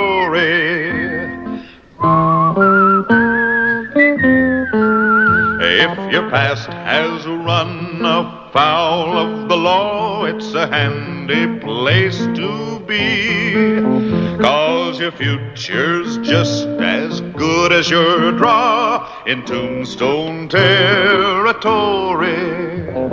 Whistle me up a memory, whistle me back where I wanna be, whistle a tune that'll carry me to Tombstone territory. Stage, a series of events began that brought Clay Hollister to grips with a criminal type unknown to wild and woolly Tombstone.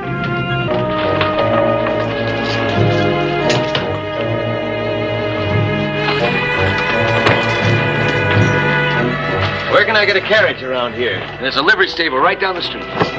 New arrivals acted with the assuredness of those who knew what they wanted and where they were going.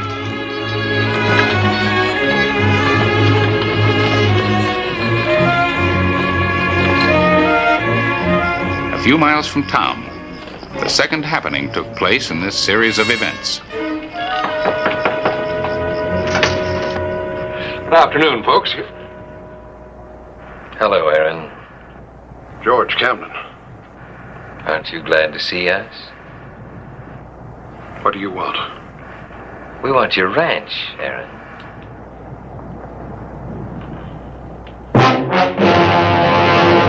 An actual account from the pages of my newspaper, the Tombstone Epitaph. This is the way it happened, in the town too tough to die.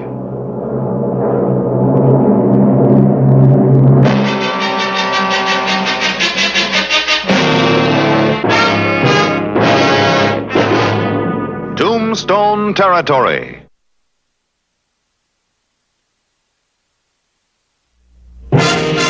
the late afternoon of September 2, 1885.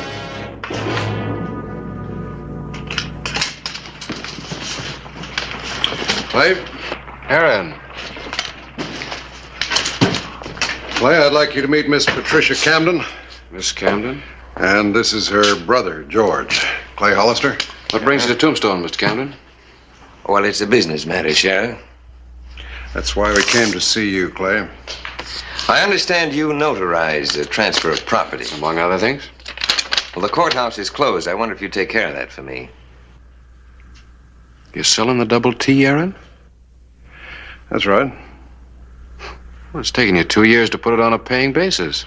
So we made him an offer that he couldn't refuse. Yeah, it says for valuable consideration. Everything is in order, Clay. Will you put your seal on it? Surely.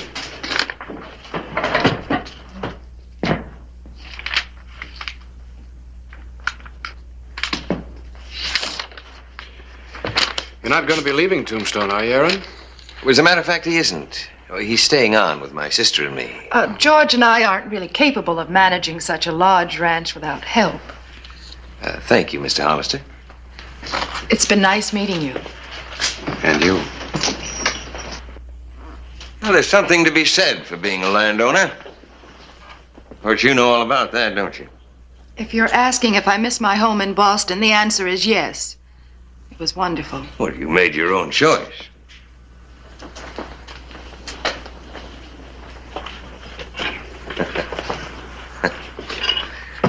You've done pretty well these past years, Aaron. Since you ran off with all our money. You'd have done the same thing to me if you'd had the chance. And left you to serve 3 years in a filthy prison as I did? Well, that's all in the past. And now what? Well, it's taken quite a while to find you, Aaron.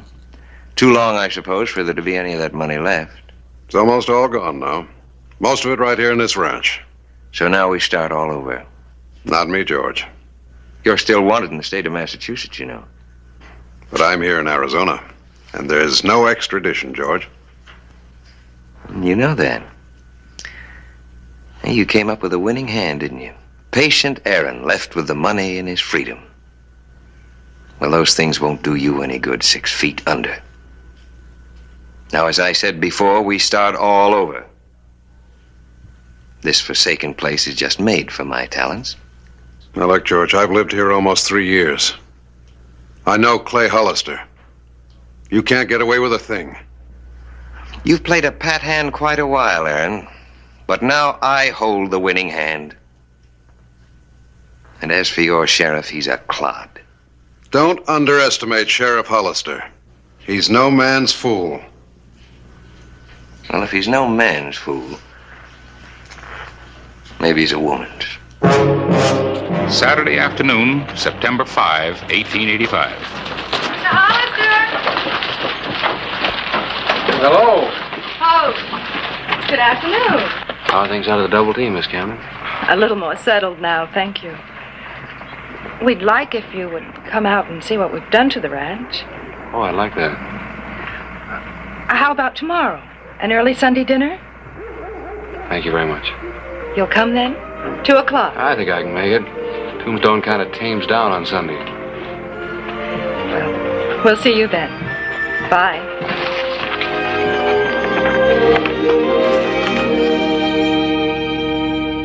Aaron, I bet that was the best meal ever served at this ranch.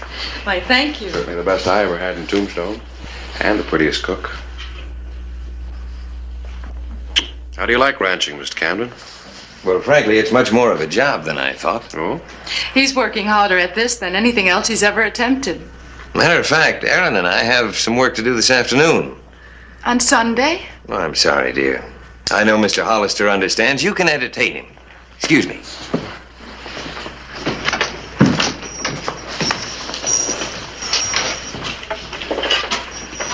Won't you sit down, please? Thank you.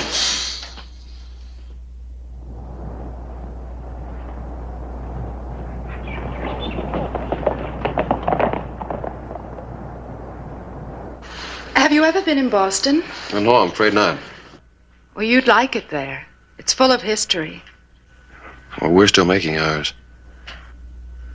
I never thought of it that way. Oh, here's a picture of the Boston Common. I was brought up in Boston. A quiet Sunday afternoon in Tombstone.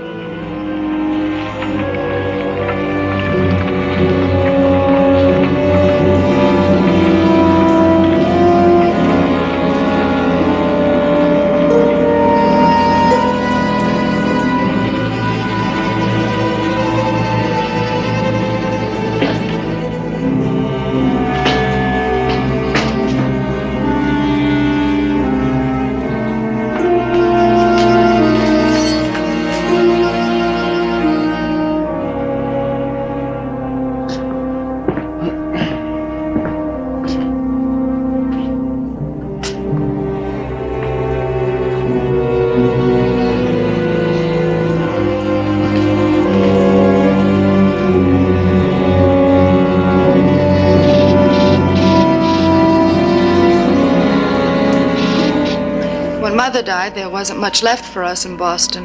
Well, what made you decide on Tombstone? George's idea.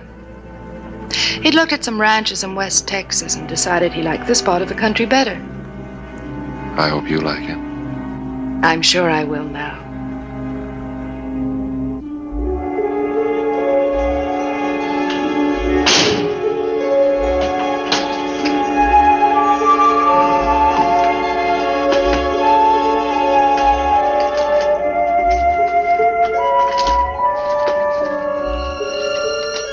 But isn't it dangerous being a sheriff? Sometime. How many men have you killed? How did we get on this subject? You're right.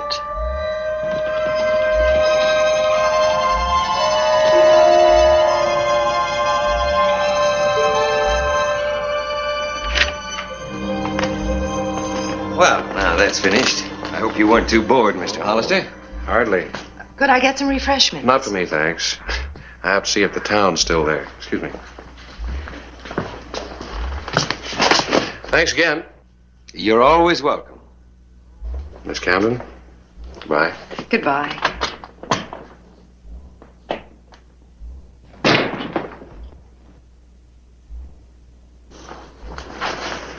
Did you enjoy yourself, my dear? Evidently, Mr. Hollister did. This was your idea, George.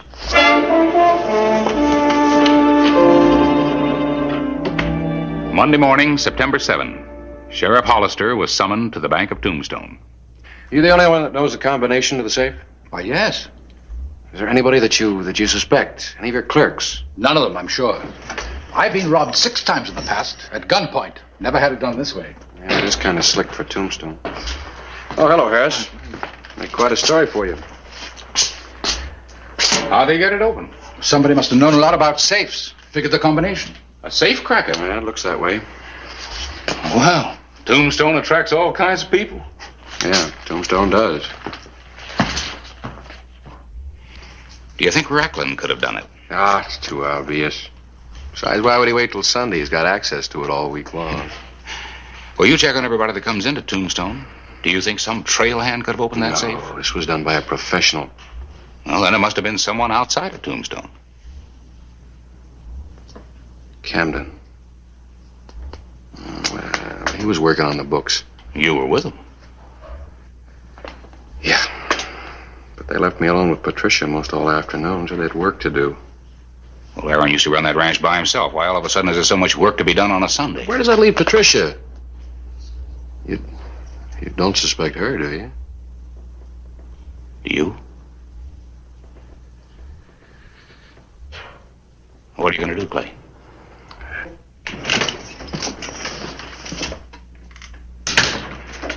Hello. Clay, I just came from the bank. George and I had money there. So had a lot of other people. I understand it happened while you were with us out at the ranch. I'm sorry. Are you?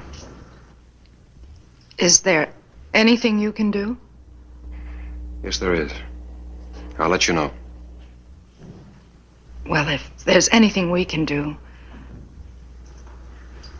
I'm truly sorry, Clay.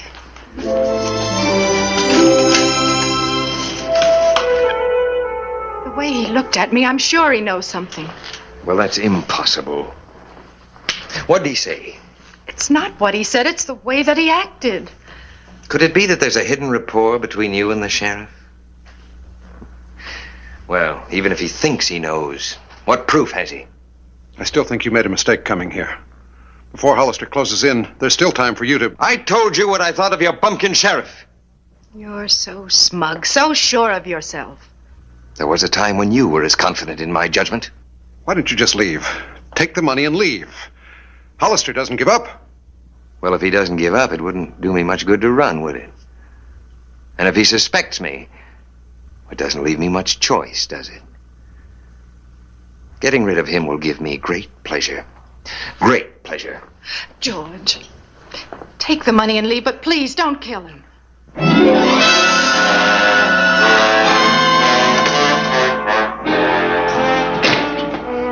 He won't kill Hollister.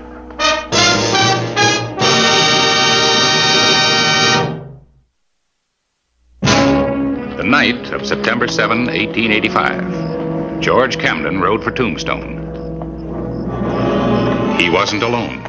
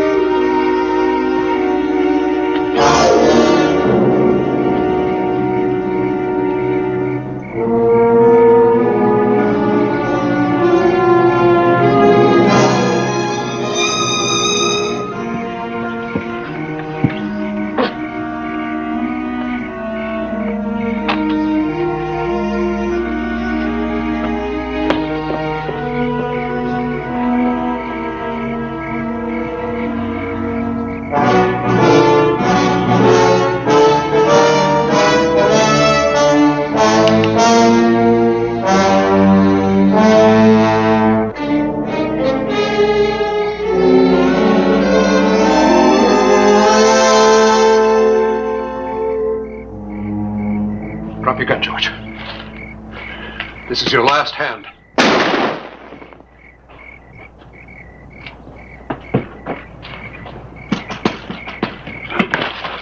It's me, Clay Aaron.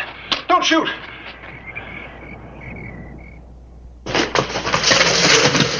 Sit down and start from the beginning. It's the first time I ever shot a man, Clay. Was Patricia in on this? No, she wasn't. When George told us what he'd done, we tried to make him return the money. You didn't know anything about it when it happened? No. I was working on the books. George said he was going into town. Something about a meeting with a cattle buyer. Why didn't you say something about it that night? I didn't think anything about it at the time. Why did George try to kill me? He thought you knew he pulled the robbery. He said he was going to leave town, but first he was going to kill you to get you off his back. I couldn't let him kill you, Clay. No, you couldn't, could you? Patricia Camden waited at the Double T. Only one man returned. Well, you still up, Patricia? What happened? Where have you been? I had a little talk with George. Where is he? He's dead. Dead? That's right. You? Seems I held a winning hand after all. You didn't think I'd let him take the Double T away from me, did you? Or leave him alive so he could blackmail me? What about Clay? I saved his life. To him, you and I have been the unwitting victims of your brother's greed. Well, the money's been returned. It's all over now.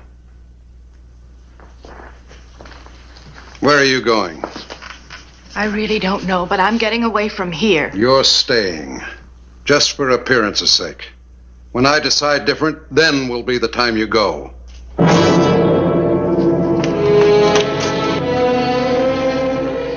Aaron's story just doesn't ring true, Harris. Why didn't he just hold George? Take his gun and hold him until I got there. Well, you're going to have a hard time convincing folks that Aaron is anything but a hero. He saved your life, and he recovered the money of a lot of people. September 14, 1885. Patricia Camden was seen in Tombstone for the first time since the funeral.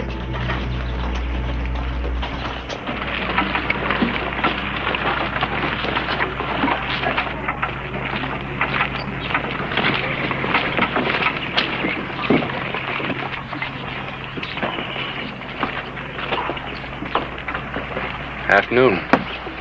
Clay, Sorry I couldn't be with you at the cemetery. it would have seemed a little strange. After all, my brother did try to kill you. Are you planning on staying on? For a while. There's no place to go. What about your family? There is no family. Not after this.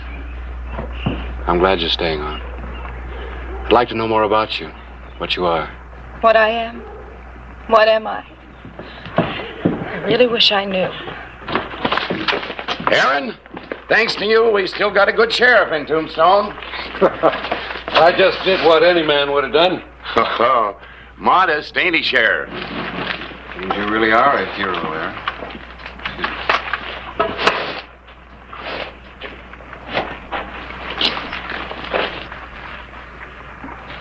You deserve a reward. But there wasn't any offered in town, so I wired Boston. That's where George came from. I thought he might have a past. Boston police are checking on it. I should know in the morning.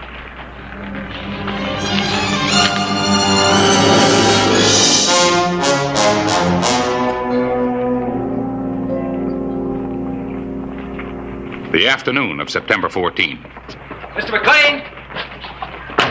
What time is your friend coming by? You say the stage leaves at 9:30 tonight? Yes, sir, 9:30 sharp. He'll be here just a few minutes before. And don't you forget, you save a seat for him. Don't you worry.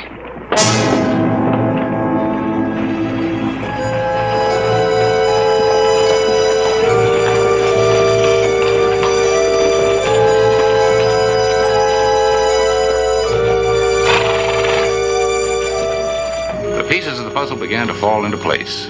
Clay Hollister confirmed his suspicions at the stage depot, while Aaron McLean was being toasted at the Arcade Saloon. Drink Aaron with me. Here's the elect. Just in time, Sheriff. No thanks. We're drinking to Aaron. I said no thanks. The sheriff never drinks when he's on duty. Isn't that right, Clay? That's right, Aaron. Boys, a toast to the man who saved our money and the sheriff. That's a fine group of men. Yeah.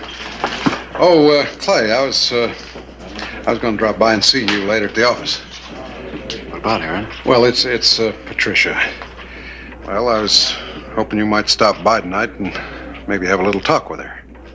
Well, I guess I could. Oh, fine. That'll do her a lot of good. Say about 9 o'clock? 9 o'clock. You hear anything from Boston? Oh, tomorrow. You'll be the first to know.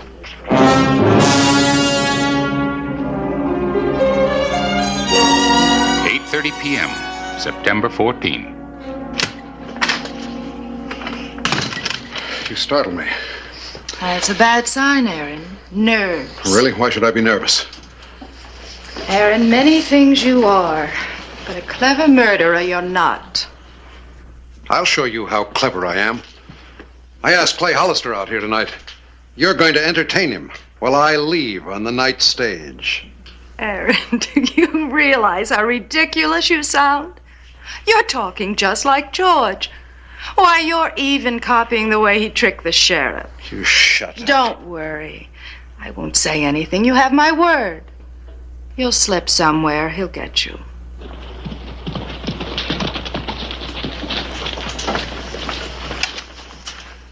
It's him. It's Clay Hollister. Hello, Patricia. Aaron. I hope you don't mind my coming early. Aaron said 9 o'clock. Not at all. Good. Things are kind of quiet around town. Oh, glad to see you, Clay. If you'll excuse me. Oh, don't go. I'm sorry that I hadn't seen much of you lately, but Aaron said that... I haven't felt much like seeing people. Yes, he said that you'd been a bit upset. He feels kind of natural guilt. Well, he did what he had to do. How about a drink, Clay? Oh, not for me, thank you, Aaron. No, I just had an early supper. Sit down, relax.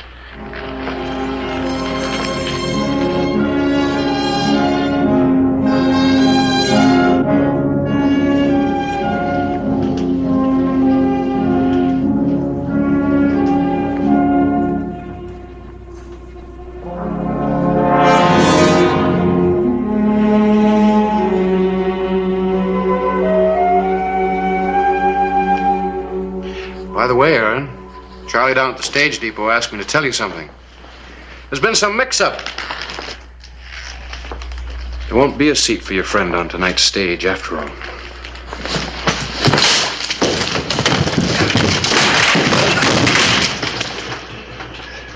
Come on out, Aaron. You leave me alone, officer. I'll shoot. I said come out. You knew all along. That's why you came early tonight. You knew I was leaving on that stage. That's right. You'll never take me. I'll win the last hand. I always do. Not this one, you won't. Now come on out or I'll start shooting. I saved your life, Clay. If it wasn't for me, you'd be dead. Well, thanks. But I'm not the jury, and I'm taking you in. Now, you going feet first?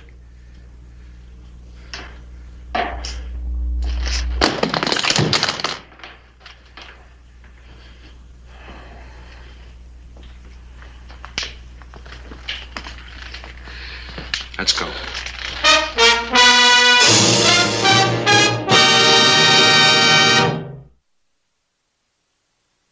And what about the charges still pending against Aaron in Massachusetts? They won't matter much if he's hanged in Arizona. Yeah. Well, thanks, Clay. Bye, Miss Camden.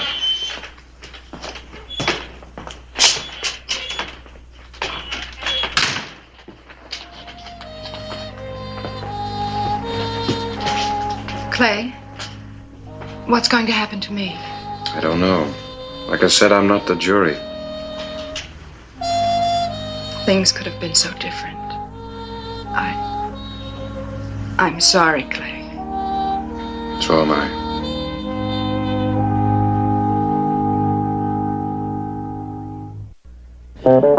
Whistle me up a memory, whistle me back where I wanna be, whistle a tune that'll carry me to Tombstone territory.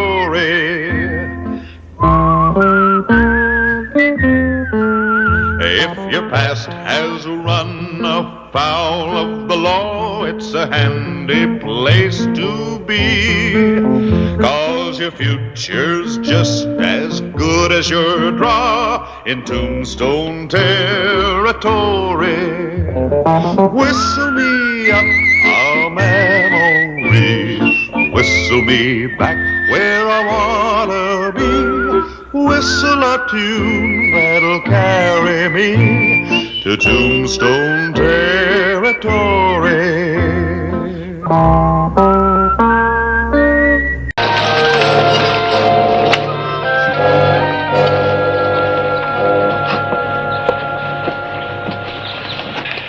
You're a respectable looking lot for a change. I think I see an old acquaintance. A woman friend, Harry? Acquaintance, Clay. Acquaintance. Miss Dixon? Yes. I'm Harris Clyburn, editor of the Epitaph. I don't know if you'll remember me. We met a few years ago in Kansas City when you were such big news in the suffragette movement. It was a few years back, Mr. Clyburn. It's nice seeing you again. Miss Dixon, you feel Tombstone is ripe for the suffragette movement? I wouldn't know. I'm no longer with the organization. I'll be dealing faro at the Oriental. Good day, Mr. Clyburn.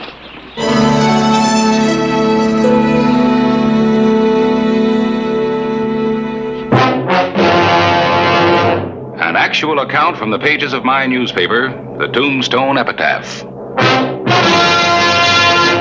This is the way it happened, in the town too tough to die.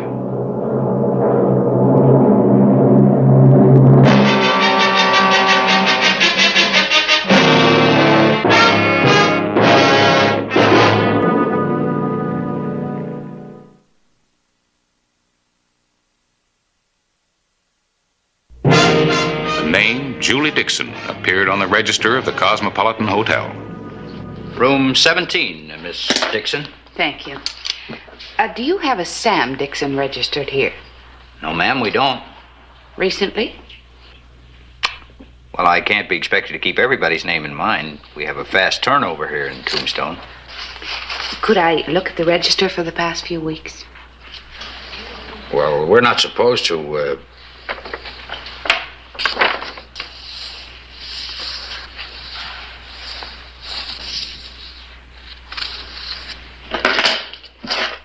Miss, what about my money? I don't recall saying it was yours.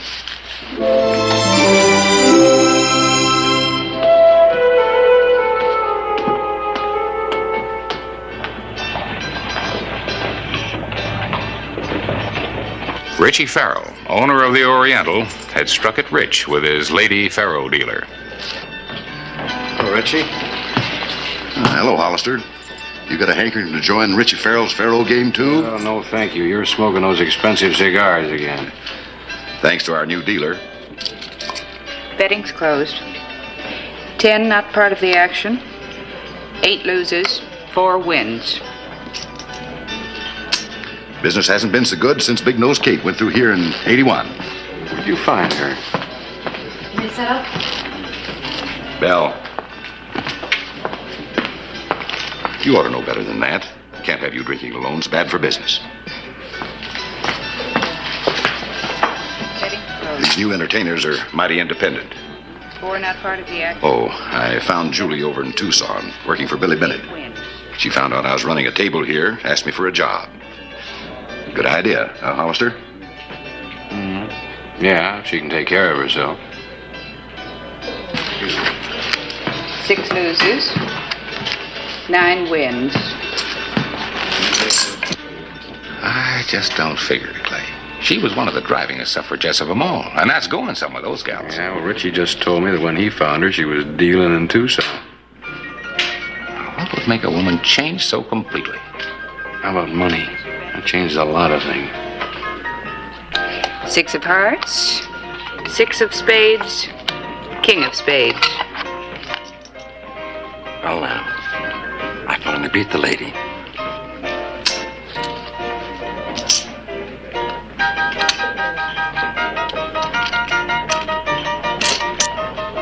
Little short there, ain't you, lady? It's 4 to 1 when you call the turn. Not on a cat hop. Cat hop? I don't know nothing about cat hop. A cat hop is when 2 of the last 3 cards are paired. Calling a turn in that situation pays 2 to 1. You'll find it in the rules on page 47. She's a natural-born dealer, Harris. She got ice water in her veins. She's a cool one, all right. Must kill a woman of her background to make her live in this way. Take a good look, Clay. You can't say that's a happy woman.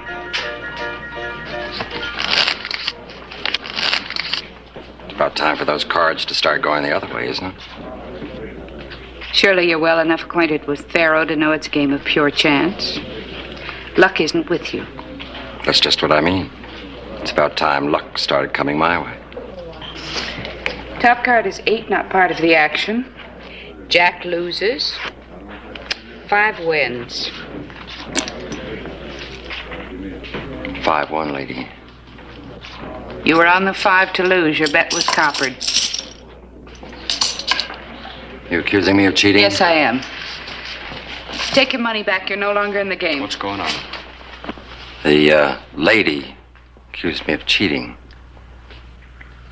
Look in his left hand. You'll find the token he tried to sneak off the deck.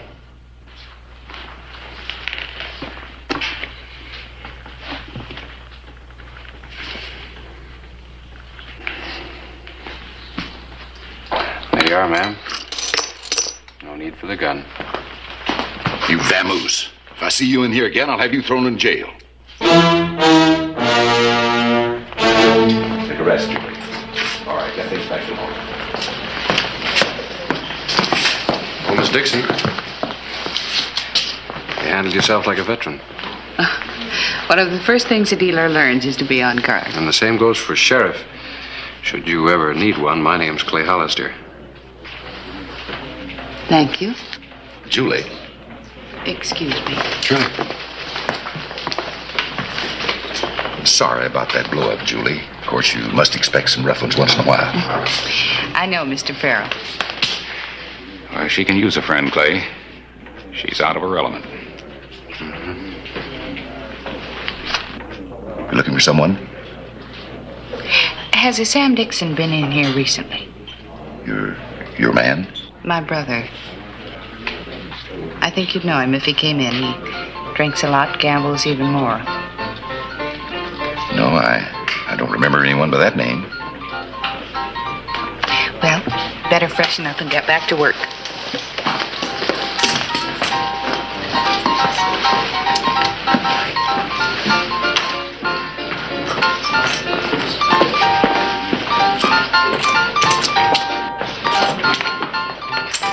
Belle Winters had been around. She knew men. She also knew what was troubling Julie Dixon. I brought you a relaxer. I don't drink. What are you doing? Looking for a name?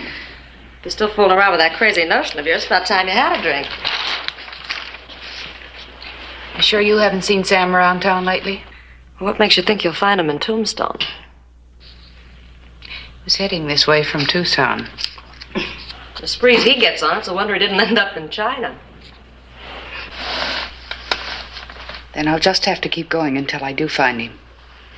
I'll come face to face with him one day if it takes the rest of my life. You know something? I really think you mean it. Why do you think I took this up? Because I like it. I hate every minute of it, but I'd do anything to find him. Tom Scott was just a man. It's only been 6 months. You'll get over it. Not in 6 months or in 6 lifetimes. You had quite a thing for Scott, didn't you? You know, what makes you think he was any different from any other man? Men, I think your brother did you a favor by killing him. I intend to return the favor.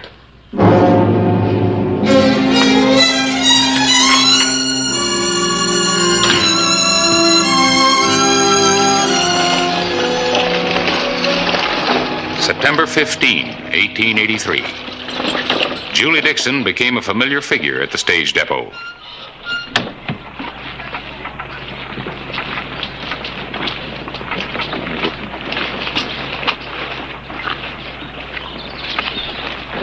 Now, you see what I mean? She's met every stage and she's come to Tombstone. Well, maybe she figures like I do. Sooner or later, everybody comes here. She's looking for somebody, that's for sure. I wonder who. Oh, come on, you worry too much. Somebody or something changed her. Ah, the Oriental. That other place didn't look too bad to me. Come on.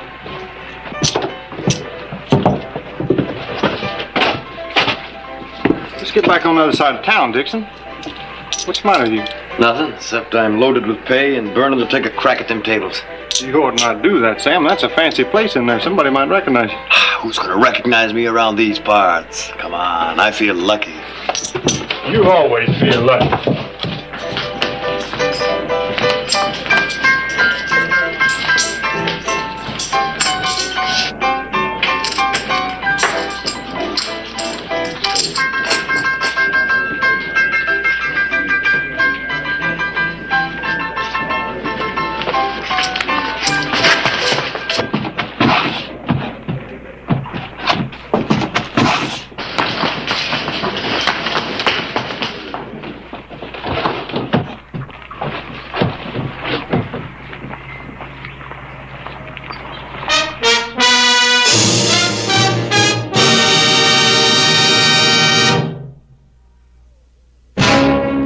September 16, 1883. Mail was in. 2 circulars. Thank you, Lee.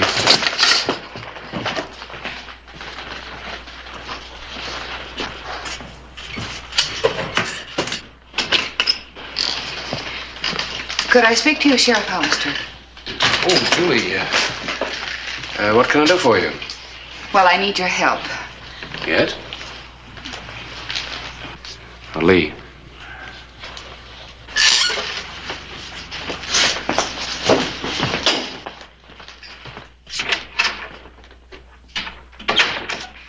I know a lot of people are wondering how a suffragette becomes a faro dealer.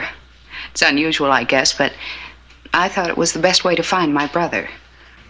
Is he a dealer, too? No, I wish he were. He's always on the other side of the table. Gambling's an obsession with him, but... Well, he is a good man. And since my father died about 6 months ago, he's all I have left. You haven't seen him since? No, he never did like to stay in one place for too long. Just what is it you want me to do, Julie?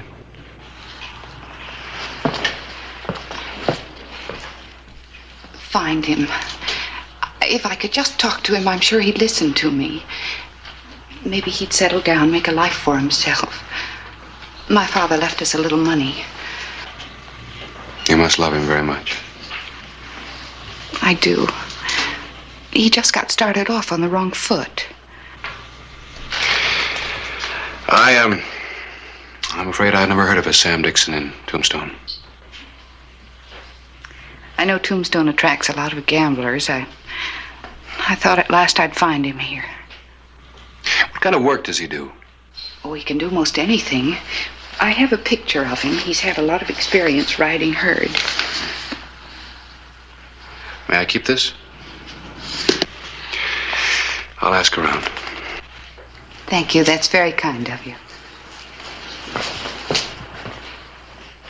If you should see him, I hope you'll keep it a secret. Sam's the independent sort. He wouldn't like to think of his sister taking care of him. I understand.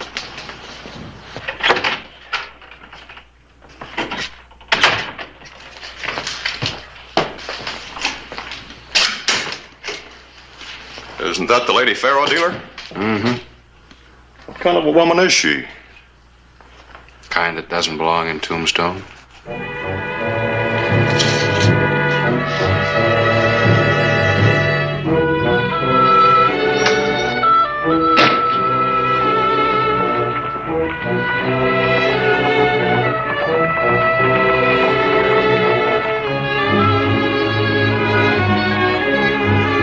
Clay Hollister told me of Julie's visit to his office. He found himself pledged to helping the girl find her brother, and also committed to turning him over to the authorities in Silver City, where Sam Dixon has shot and killed a man over a card game. You know anything else about Julie? Nothing. Like all suffragettes, her background was respectable, and dull, as far as I could tell. What do you think you'll do? I don't know yet. Well, maybe her brother isn't even in Tombstone. Maybe. If he is, the best thing I can do is find him and get him out of here fast before she finds out about it. And I better start looking. I'll keep this out of the paper. Thanks.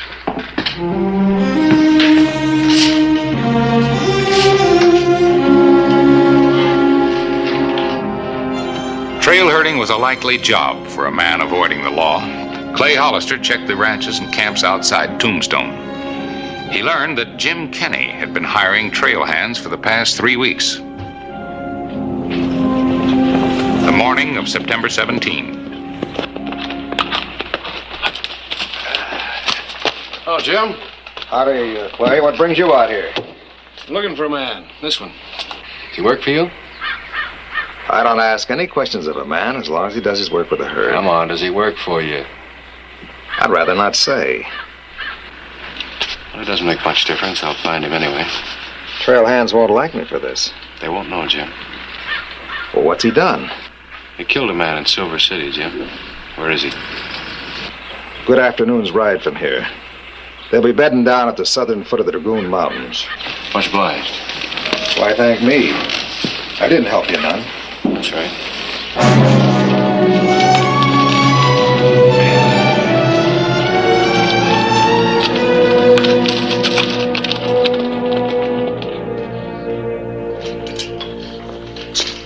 Good afternoon, ma'am. Good afternoon. Is Sheriff Hollister in?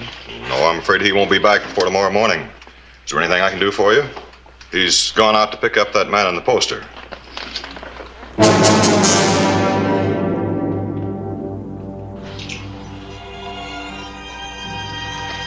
I'll talk to Mr. Hollister tomorrow. Thank you. The night of September 17. Clay Hollister approached the trail camp at the foot of the Dragoon Mountains. There's a rider coming up the trail. Maybe a lawman looking for somebody. A lawman? Yeah, I thought I saw his badge flash in the moonlight. Anybody in trouble around here, they better hightail it. You get out of sight, Sam. We'll try to stop him. Thanks, Will.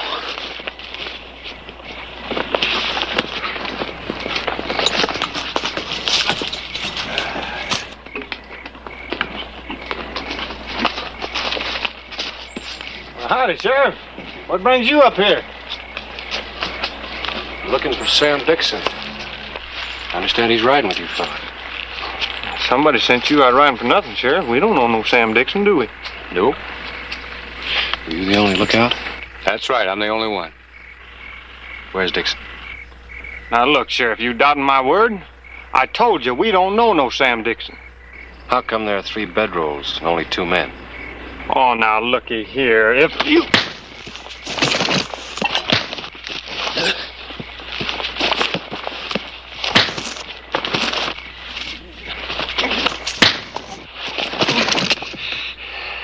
All right.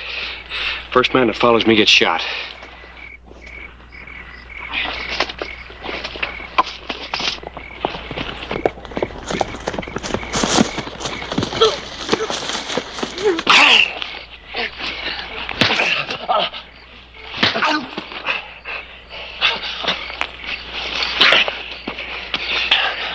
We got a long ride, boy. It's up to you whether you make it back in one piece or not.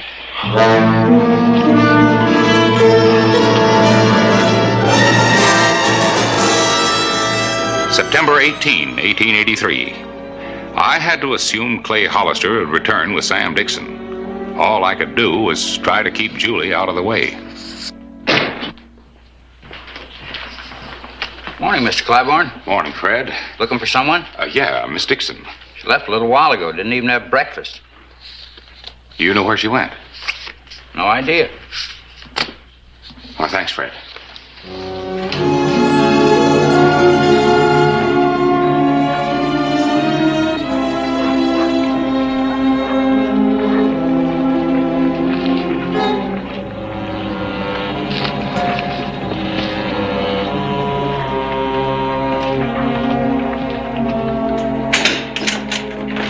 Morning, Mr. Clyburn.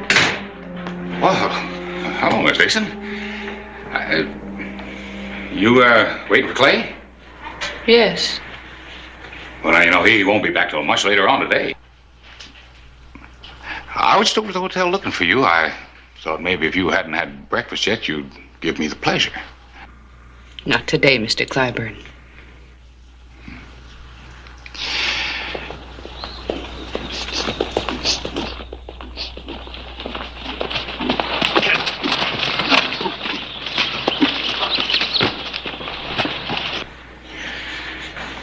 Well, you'll excuse me, Miss Dixon. Don't go through the door, Mr. Clyburn. I'll be forced to kill you.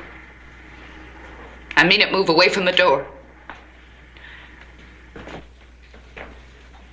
Been waiting a long time for this. Well, Julia. Drop the gun, Sheriff. Told you I'd catch up with you, Sam. Look, Julia. I said drop it. I'll shoot the first man who tries to stop me. Ain't no use, Sheriff. This is between me and my sister. Go on, Julie. Kill me. If that's what you're planning to do. Now, hold on, Julie. He's wanted for murder in Silver City. He's wanted for murder right here. He wasn't any good for you, Julie. Stop it. Who are you to judge him? What have you ever done that's been worthwhile? You're crude, you're weak and spineless. You always have been. Tom was a man who... Julie, I can afford to tell the truth. They're hanging me in Silver City. So it don't make no difference what you do. Sure, I killed him. I killed him for you, Julie. For me? For you. I was hoping you wouldn't end up like Belle. That's right, Belle Winters. He did the same thing to her as he would have done to you. I don't know what you're talking about, Sam. She was a nice girl once, till he got his corrupting hands on her. You see what she is. what you say is true, that was a long time ago, before I met Tom. A man doesn't stay bad. Some don't, maybe. But not Tom Scott. He was uptown and downtown at the same time. What do you mean? I mean he was seeing Belle again while he was going with you. I'm in a position to know, Julie. I'm downtown, remember? I don't believe you. Look, Julie, I saw them together. It was the same as seeing how you'd end up. So we got in a fight, and I killed him. And that's why I killed him. For your own good, Julie. Well, at least I told you. You can believe what you want.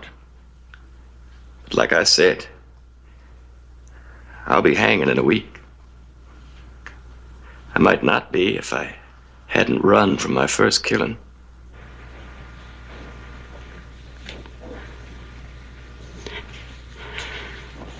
Get his gun, Sam.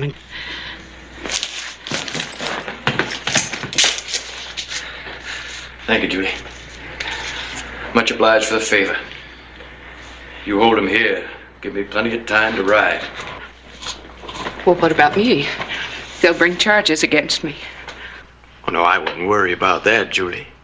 You've had lots of time to learn all the tricks. Just do a little smiling at the judge, and you'll get off in no time. Pharaoh dealer. Sure had you pegged all wrong, sister. You're as bad as Belle.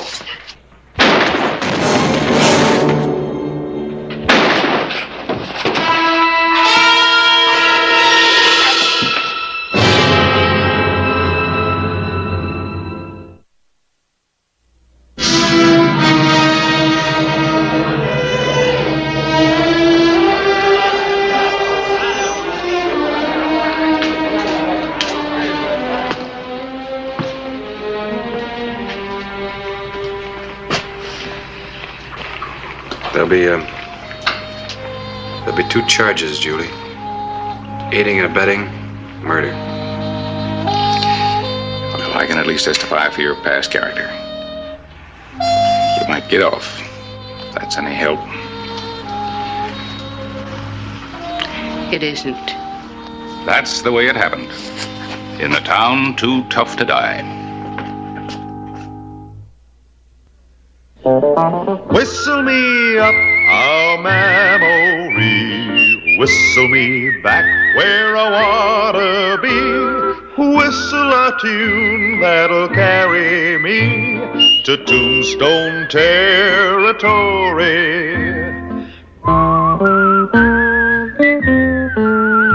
If your past has run afoul of the law, it's a handy place to be, 'cause your future's just as good as your draw in Tombstone territory. Whistle me up a memory, whistle me back where I wanna be, whistle a tune that'll carry me to Tombstone territory. শুনেন, কালকের খেলায় আপনি হারবেন। বাবা, confidence দেখছো মে? যদি না হারছেন তাহলে কিন্তু বললাম এটা দিয়ে আমি আমার হাতে আপনার নাম লিখুন। মানে তো তখনই বুঝবেন যখন এটার দায় আপনার উপর পড়বে। সমস্যা থেকে ওই দিনকার তোরে হাত খরচের লেগা 5,000 টাকা দিয়েছিলাম। আবার টাকা কি গাছে ধরে? আব্বা জান, আপনি তো কত টাকাই কামান, 5,000 টাকা দিলে আপনার কি হয়? আমি আপনার একমাত্র আমার মাইয়া, তো আমার পিছনে খরচ করবেন না, কার পিছনে করবেন? আমার একটা কুর্তি পছন্দ হয়েছে, ওই কুর্তি আমি কিনতে চাই। কুর্তি মূর্তি লেহেঙ্গা ওড়না এসব দিয়ে তো ঘর বইরে গেছে, হাঁটুনের বি জায়গা নাই। মন চায় তোর এগুলা নাইজেরিয়া, বুলগেরিয়া আর উগান্ডায় পাঠাইয়া দে। আচ্ছা, এত কিছু কিনার দরকার নাকি? কি করতেছেন আব্বা? একটা শখ করছি, শখের দাম লাখ টাকা। শখ যদি না মিটে তাহলে এই জীবন রেখা লাভ কি? আপনি যদি আমার টাকা না দিচ্ছেন তাহলে কিন্তু আমি কয়ে দিলাম, ব্লেড দিয়ে হাত কেটে নাম লেখা ফেলাম। আচ্ছা, ব্লেড দিয়ে এই কুর্তির লেগে হাত কাটানোর দরকার নাই। আমি বাইরে যাওয়ানোর সময় তোর টাকা দিয়ে যাবো। থ্যাংক ইউ আব্বা।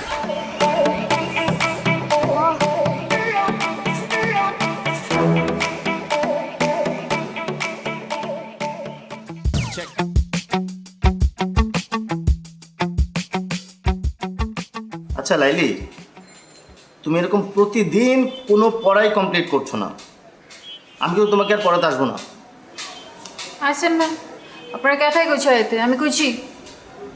শেষ পর্যন্ত তোমার বাবার কাছে আমাকে কমপ্লেন করতে হবে। আপনি আমার বাপের কাছে কমপ্লেন করবেন?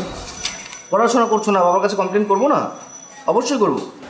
ঠিক আছে, আপনি যান, আপনি আমার বাপের কাছে কমপ্লেন করেন, এদিকে আমি ব্লেড দিয়ে হাত কেটে আপনার হাতের নাম লেখা রাখবো এখান দিয়ে। কি বলতে চলেছ? আস্তাগফিরুল্লাহ। দেখো, এইবার না হয় আমি তোমার বাবার কাছে কমপ্লেন করবো না, কিন্তু তুমি যদি পরীক্ষায় ডাব্বা মারো তাহলে তো আবার আমি শেষ।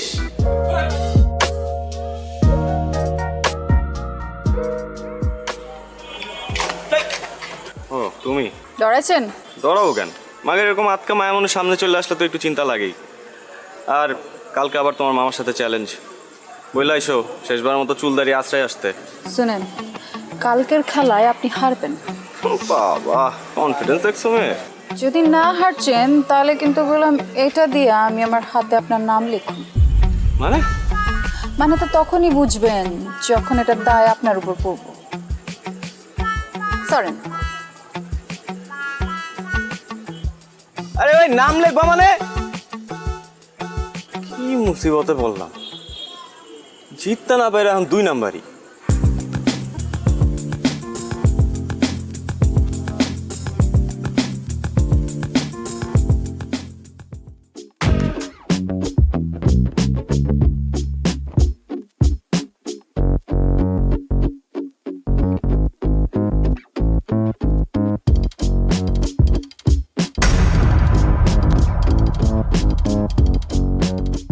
কি সমস্যা? যাইতে দিছো না কেন? সমস্যা আমার না আপনার। আপনি মানুষ না খুনি? মানে বোঝেন না? কালকে কি করছেন? কাচির লগে কি মিলাচ্ছেন? পেট খারাপের ওষুধ। দেখো এখন কিন্তু বাড়াবাড়ি হইতেছে। তোমরা কাচ্চি খাইতে চাইছো, আমি খাওয়াইছি ব্যাস। কারণ কারো যদি পেট পাতলা হয়ে যায়, কেউ যদি হজম করতে না পারে, সেটা তো তার সমস্যা, আমার না। বাড়াবাড়ি আমরা করছি না আপনারা করছেন? মানে ইচ্ছে করে আপনারা খান নাই কালকে, তাই না? যাতে আমার লগে প্রতিশোধ নিতে পারেন। আর যদি নিতে চাই সেটা কি দোষ? 3 বার ঘুরি চ্যাম্পিয়ন আমি, তোমার কারণে আমার হারতে হয়েছে। হারছেন তো কি ইচ্ছে? মাঝে মাঝে কিছু জিতবার লাগা কিছু হারতে হয়। এই তোমার কাছে হাইরে আমি কি জিতছি? হ্যাঁ, আমারই জিতছেন, আমার মন জিতছেন। এই দেখো, তুমি আমার আবার কোনো কিছুতে ফাঁসাইছো, আমি বুঝছি। এইসব ফান্দে আমি পা দিতেছি না, প্লিজ। আমি আপনারে ফাঁসাই নাই, আপনি আমারে ফাঁসাইছেন। আমি তো আপনার প্রেমে পড়ে গেছি ফ্রি মাস্টার।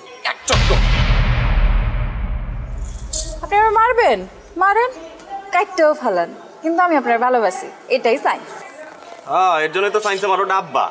যতই অপমান করেন, শাদি তো আপনার আমার লগে হইব।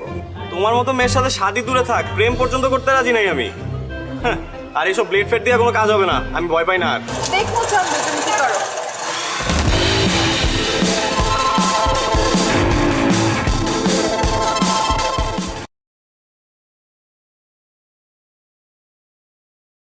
Rồi bài cái độ buồn lên mà sự là khỏe đấy, nhưng mà thầy xây bài á mình chia sẻ của Saza hả, của Rakan.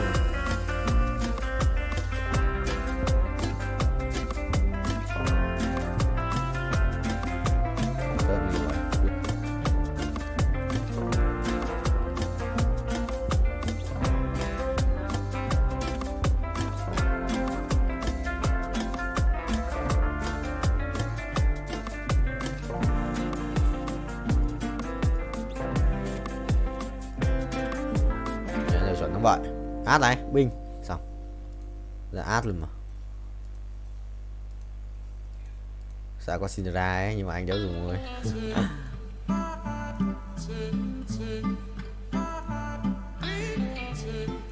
Ui, xét này. Xét đây là bài cảnh đệ đẹp đéo chịu được. Không sao, đây ơi. Bay cho tài, quay đều, quay. Ui, con lắc rồi sao, cút. Mày đi, xong rồi có át rồi. Thằng này đánh bài va vẫn. Sao ra còn bài đẹp phết. Định Sức mạnh cái xét này, ui, bình điết. Xét là mình sẽ thiếu là một cái cung mà, cung một con Kizana hoặc là một con Nautilus để lấy cái thú tượng này cho in nào. Bắn cung không? Bắn cung lấy đồ cho art thì thầy. Ui, rồi xong nhặt nhầm đồ. Ha ha. What the hell man? Nhặt nhầm đồ. Thế mà cũng phải lái xe. Đùa tao à? Đùa tao không vậy. Thế mà cũng một cộng một ending trốn ngủ không? Trốn thấy không? Cinderella này cút, có một cút, dấu hiểu. Nhặt ngu đấy. Ngu đấy. Rớt ở đây. Rồi xong. Sao có thằng này đây nhỉ? Vậy có ai mà lại có cái thằng này đây nhỉ? Đúng rồi. À, 14 mà, cút. Nè. Xong. Chịu rồi, nhặt nhầm đồ, lỗ tắc ngủ nó mau nhỉ? Rồi, xe đi. Thầy ơi, không bao nhận được cái gì? Có nhận không? Ở đây. Vòng quay may mắn, vòng quay vô cực. Anh 2 vòng à? Quay đều ra cái pet đổ ai đi, ra cái pet đổ đó. Đi ra qua. Biết quay được vào pet Omega. Chịu rồi, tí vào lừa tao. Đi qua mà trồn lại đi qua. Trồn tố bố. Đi trồn tao, đi xin à? Đi xin chọn không vậy? Rồi xong, bình. Xong, thắng. Không thắng. Suýt thắng. Quả phe bắn được phết nhưng mà suýt thắng thôi. Thầy bay tốc độ cao ấy. Bay tốc độ cao luôn. মন্টুর বাসা ফাঁকা খালি বাসা পুরা খালি খাওয়া দাওয়া নাই তুমি আর আমি শুধু তুমি আর আমি একা একা কত বড় সাহস তোর হ্যাঁ তুই সাহস পাইলি কিভাবে আমার নিয়ে খালি বাসায় যাবি বাসায় আমার কথা বলো বিয়ের কথা বলো সিরিয়াস হও তুমি তো জানো আমার বাসার অবস্থা কি এমন ভাই যেন পৃথিবীতে কারো ফ্যামিলি যেন না জন্মায় মানে ওর জন্য আমি কিছুই হচ্ছে না ও ফেল করে আর বিয়েটা হচ্ছে না ফেল করতেছে আর হচ্ছে বিয়ে পিছাইতেছে কিন্তু আমার লাইফটা কোথায় যাইতেছে সেটা তো কেউ চিন্তা করতেছে না ও তো সেই ব্যাপারে কোনো টেনশনই নাই আমি যে তোমাকে কত ভালোবাসি এটা কি ওকে আমি বলতে বুঝাইতে পারতেছি বলো হ্যাঁ আরে কি হয়েছে না আমি আর বসে থাকতে পারবো না এতক্ষণ ধরে রিকশায় বসে থেকে আমার ব্যাক পেন করতেছে কোথায় দেখি দেখতে হবে না আমি আর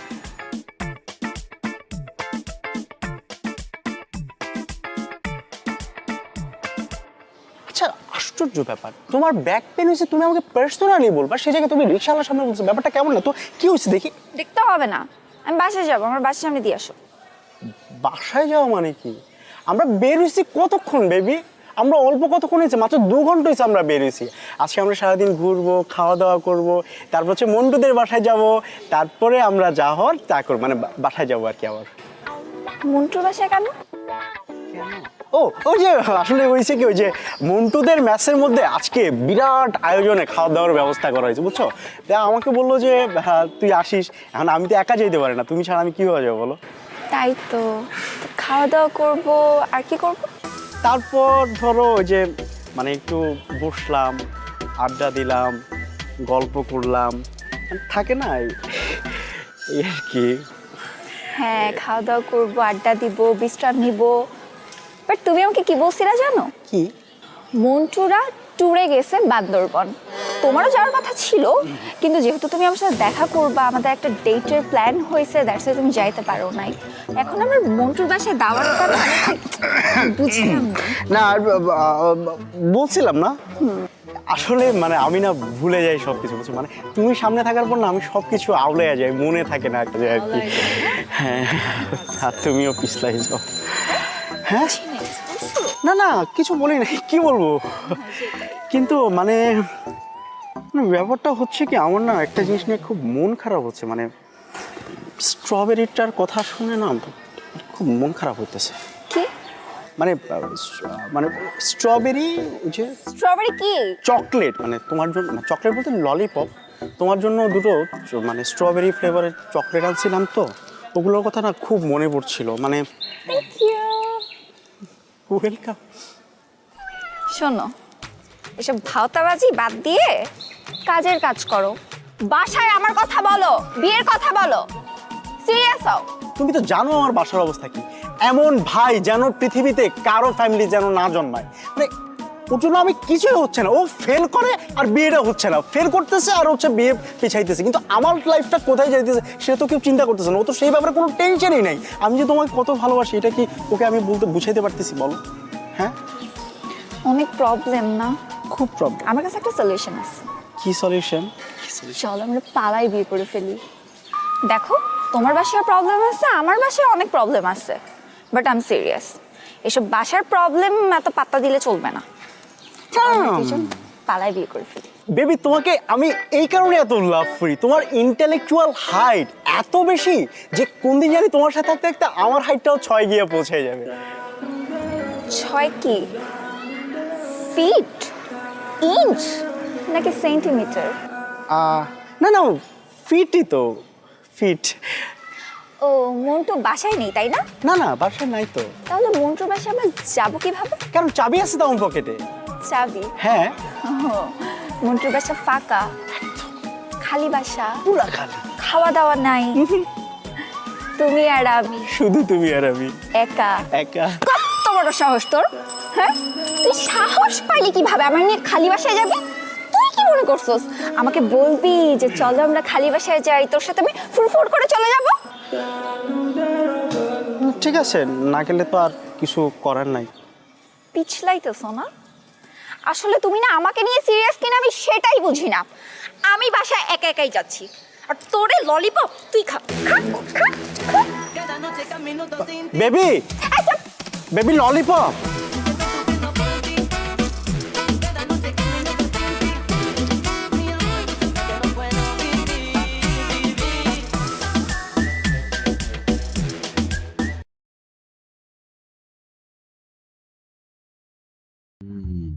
Được. Khổng lồ, mua khổng lồ cái gì đấy? Mở doan, cảnh vệ, thần dương, 2 thần dương vật trời nhiều, 2 khổng lồ. À không, cảnh vệ sư nha rồi xong. Nhà tranh bài của tớ làm ơn đấy. Đâu đấy, ngày phải đấy nhở? Cứ chơi chứ. 14 lap nhanh nhẹn. Bớt 4 rồi à, 1.2 à.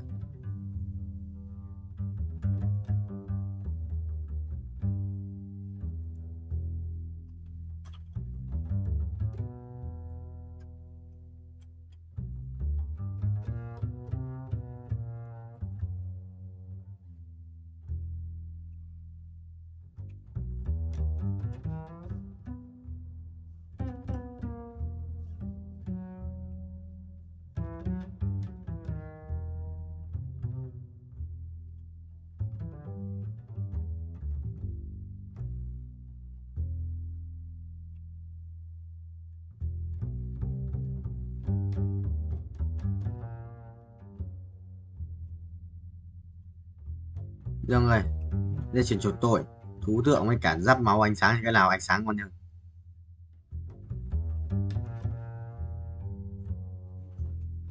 Đây mà.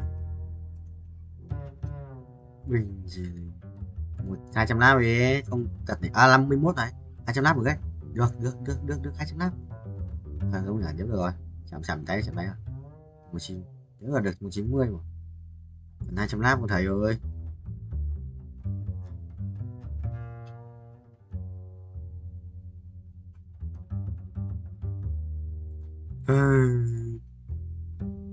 Bớt em đủ 80 củ bớt lần nữa ăn đét vậy rồi tao bớt lần nữa xong rồi tao mới cút về bên kia bớt lên 5 xong rồi mình cút về bên kia được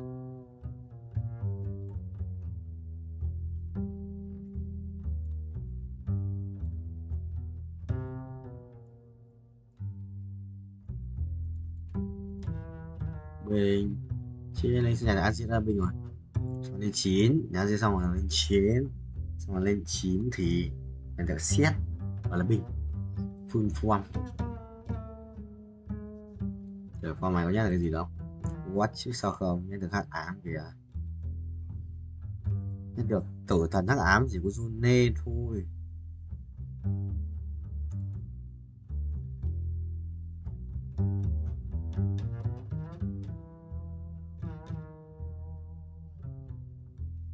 sự bay một chỗ ác quỷ nhỉ.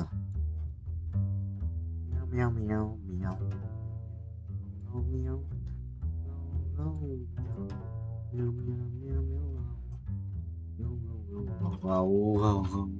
không vậy thắng quay số được à đâu đâu nhỉ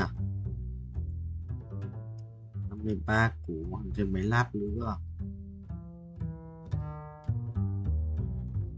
nhiều request lại 200 আব্বা আম্মা যদি তোর ছোটকালে জানতো তোর হাইটের লগে তোর গাদামির হাইট একটু বাড়বো তাহলে নিজ দিয়ে এমনিতেই 6 ইঞ্চি কেটে দিত তোর আর গাদামি বাড়তো শুন আব্বা আম্মা যা বলে তা কর বিয়েটা কর আর আমার রাস্তাটা একটু ক্লিয়ারটা কর ও আমি তোমার পথের কাটা না তোরা কেউ চাস না যে আমি পড়াশোনা করে এই নিজের পায়ে দাঁড়াই তুই তো নিজের পায়ে দাঁড়াস নাই তুই তো আমার কাঁধের উপর ভর করে দাঁড়ায় আসছিস এই আসো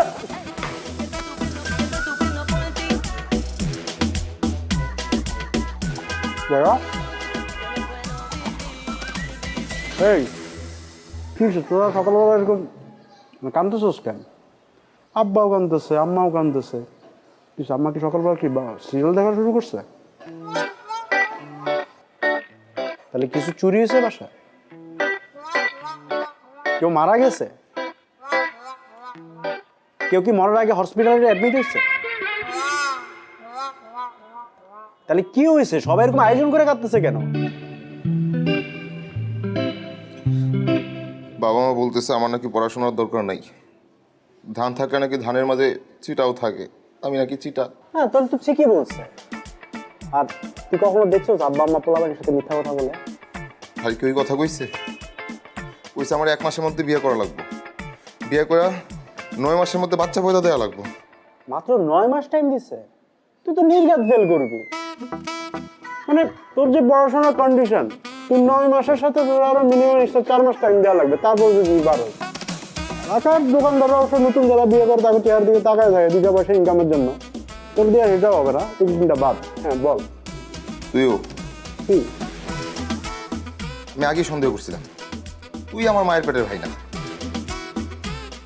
মায়ের পেটের ভাই হলে তুই এরকম করে কথা বলতে পারতি না তোর আমার না কোনো মিল নাই না আছে স্বভাবের মিল না আছে চরিত্রের মিল না আছে তোর এই যে চেহারার মিল গায়ের কালারের মিল কোনো কিছু মিল নাই বাইকটা শোন আব্বা আম্মা যদি তোর ছোটকালে জানতো তোর হাইটের লগে তোর গাদামির হাইট একটু বাড়বো তাহলে নিজ দিয়ে এমনিতেই 6 ইঞ্চি কেটে দিত তোর আর গাদামি বাড়তো শুন আব্বা আম্মা যা বলে তা কর বিয়েটা কর আর আমার রাস্তাটা একটু ক্লিয়ারটা কর ও আমি তোমার পথের কাটা না আমি তোমার জীবনের বাধা তোরা কেউ আমার ভালো চাস না তোরা কেউ চাস না যে আমি পড়াশোনা করে এই নিজের পায়ে দাঁড়াই তুই তো নিজের পায়ে দাঁড়াস নাই তুই তো আমার কাঁধের উপর ভর করে দাঁড়ায় আসছিস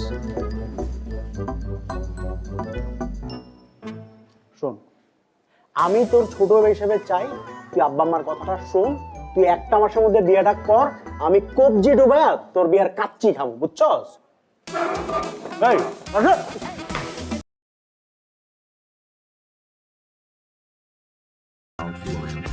rồi bye bye nhà đi đâu qua rồi phải đùa của ba kiếm tiền 36 thì đến 80 triệu 8 thì để quay 10 lần của chiến sĩ sinh hoạt kia của đây sinh căng ấy của 37 ta lợi dụng đấy ui thua tận đại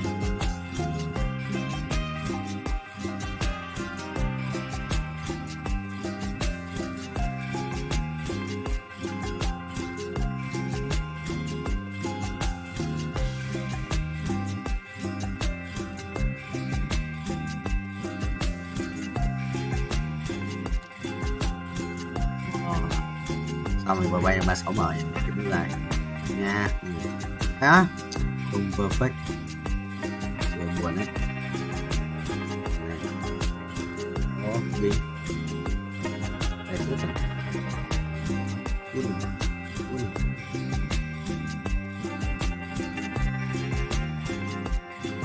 chị uống xong xấu à?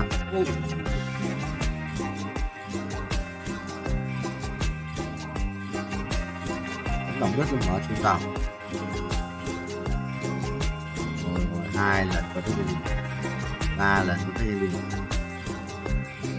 4 lần, 5 lần, 22. Đúng tiền. Sắp được nước màu này. 39. Tí năng lượng giống ngoài ở đây ạ, theo một tí năng lượng giống nhỉ.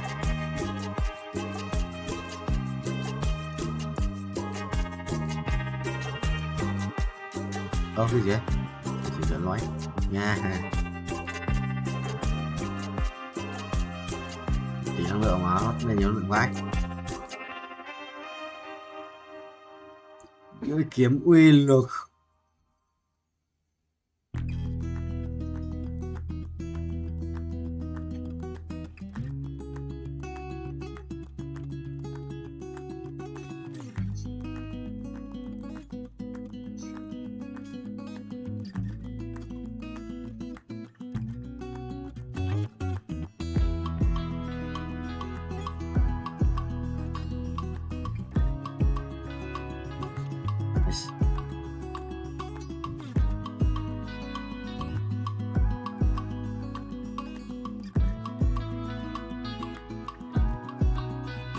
Ui, bây giờ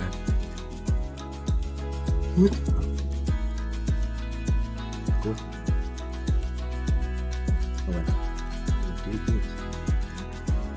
আজকে যদি আব্বু আম্মু যদি আমারে যদি বলতো যে সাকিব তুই বিয়ে কর, তাহলে আমি এলেটে বান্দর তুই চুপ থাক। তুমি তো মোর বন্ধু সুরজ রে চেনো, মোর মেলা দিনের পুরানা বন্ধু। লোকটাও ভালো, বিশ্বাসী।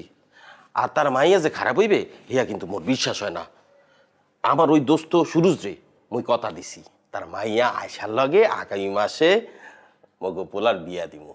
তা বাবা তুমি কি কর? আলহামদুলিল্লাহ, রাস্তা ক্লিয়ার।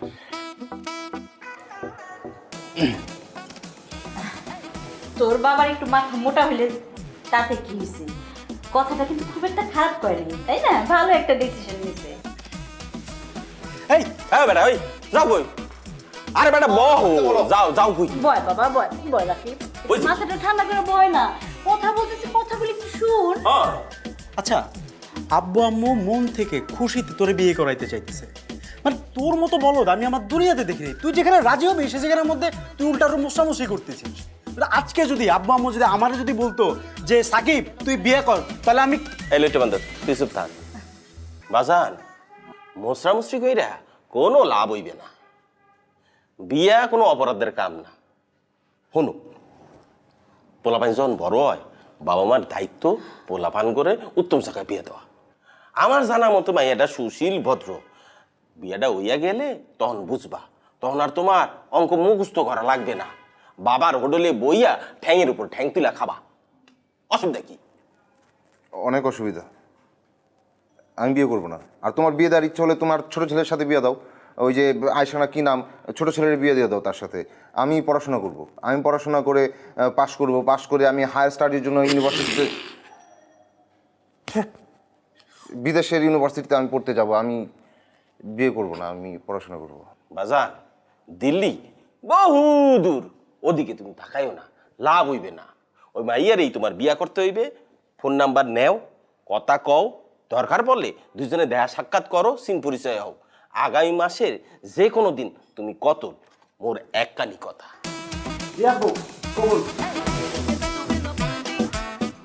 আপা তোরা তো জানিস তোর আব্বার মাথা গরম, যেই কথা বলে সেই কাজ না করা পর্যন্ত তার মাথাটা গরমই থাকে।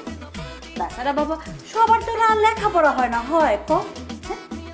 বাবা যে বলছে বিয়ে শাদী কইরা বাবার ব্যবসাটা একটু দেখাশোনা কর, এতে করে তোর একটা নতুন জীবন হবে, একটা নতুন সংসার হবে, তাই না? জীবনটা একদম পাল্টায়া যাবে, ঝরঝরা হয়ে যাবে, তাই না? আব্বা আমার কথা শুনতে হয়। হ্যাঁ বাজান, আমার ভবিষ্যৎ এমনিও ভালো, পড়াশোনা করলেই ভবিষ্যৎ ভালো হবে। তুমি যাও এখান থেকে, যাও, আমার মেজাজ একটু গরম হয়ে যাচ্ছে, যাও এখান থেকে যাও। তোর বাবার কথাটা একটু ভালো করে মনোযোগ দিয়ে চিন্তা কর। হ্যাঁ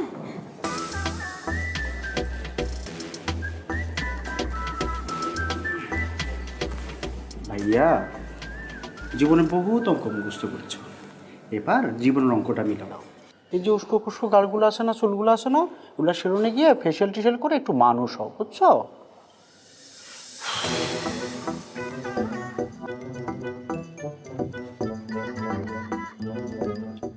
জুতাগুলো না ময়লা হয়ে গেছে, এগুলো ড্রাই ওয়াশ করবো আমি। ড্রাই ওয়াশ করবো।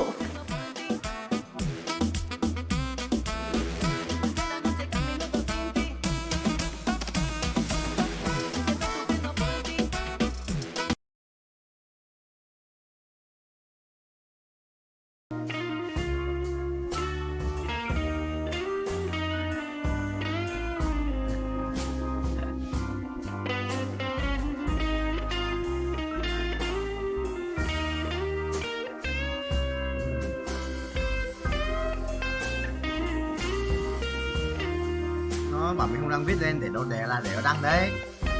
Bây giờ nó bảo mình không đăng viết đi là để nó đăng ấy. Đâu nó bảo là mình không được up viết lên đâu, bất cứ đâu không cho ai biết đấy, là để nó đăng lên YouTube ấy, để không bị bản quyền đấy. Bởi vì mình là thằng quay đầu tiên, xong mình up lên trước nó, xong nó up sau thì nó sẽ nhót. Mình đăng mẹ cái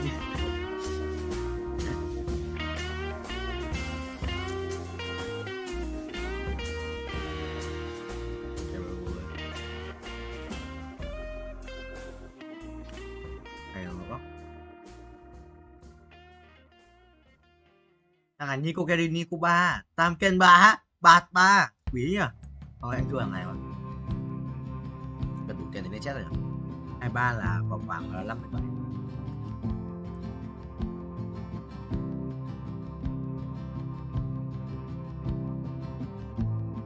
57. À.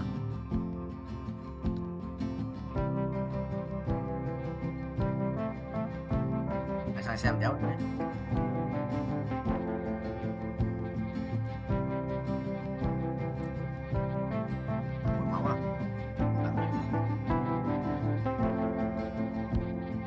Hiêu ở trong nhà Hiêu mạnh quá, nhặt ở VCD nữa. Cô bảo là thằng này lên một đống quân ba rồi. Cái thằng này. Bé. Người ta một chơi thu bóng á. Ai mới biết.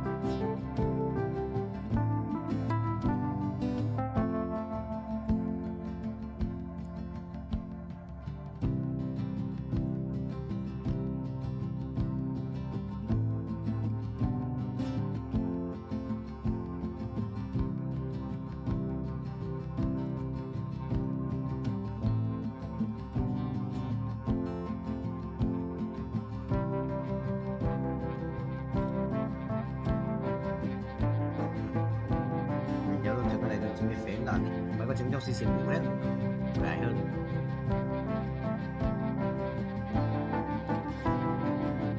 Phần ra góc bên phải này dưới chiếc auto ấy,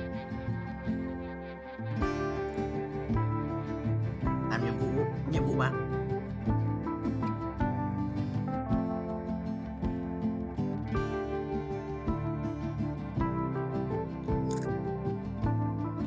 ôi xí lát làm được ấy.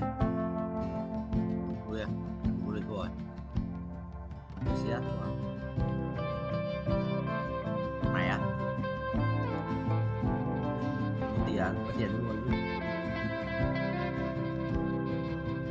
đó.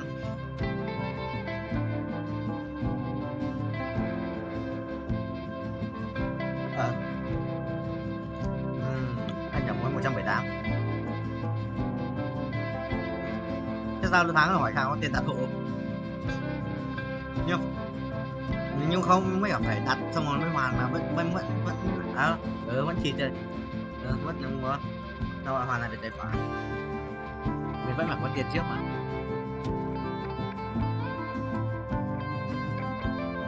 Yes.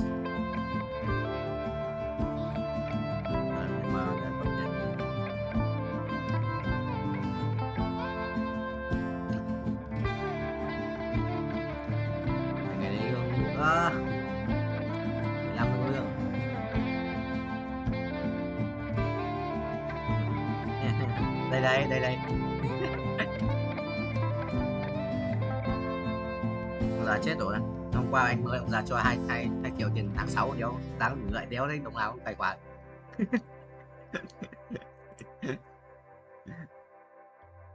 Thì tao biết, nhưng mà tao qua tao nhắn thì tao hỏi. Nhưng mà tao là không sợ, thấy mẹ tao không có ấy, tao không xin ấy. Thế là giờ sợ. Để không giờ không dám xin gì, xin không không có xin gì thì tao cho mà. Thì tao có ông bạn bên Đài Loan, kiểu không biết ông chưa biết là gì tao lấy chồng ấy. Ông kiểu trước ông ấy là kiểu sắp cưới tao nhưng mà kiểu bị các thứ gì không có xăng đăng ký giấy hôn xong rồi sau bị hủy ấy. Nhà là ông kiểu cảm thấy bây giờ người ta vẫn cảm thấy hối hận về cái chuyện đấy, thì là liên kết bảo chúng tao là liên kết kẻ không mấy với cả các thứ với cả hai chương trình ra mà liên kết kẻ với cả Grab Food thích ăn gì thì mua hôm đợt mà tao trên kia bán hoa mẹ tao ấy thì thích ăn gì mua vào thì tao ngồi đấy tao đặt đồ ăn. Ông ấy cho ông ấy còn cho gì tao tiền thì tao có tiền cho anh tao ấy nha, liên hệ với tao làm lý của mấy ông Đài Loan.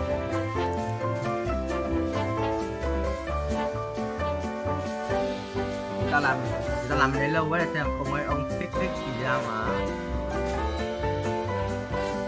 tao sử dụng là sự sinh ấy. Nhắm người yêu à? Bố muốn vợ quan trọng con yêu chẳng kém.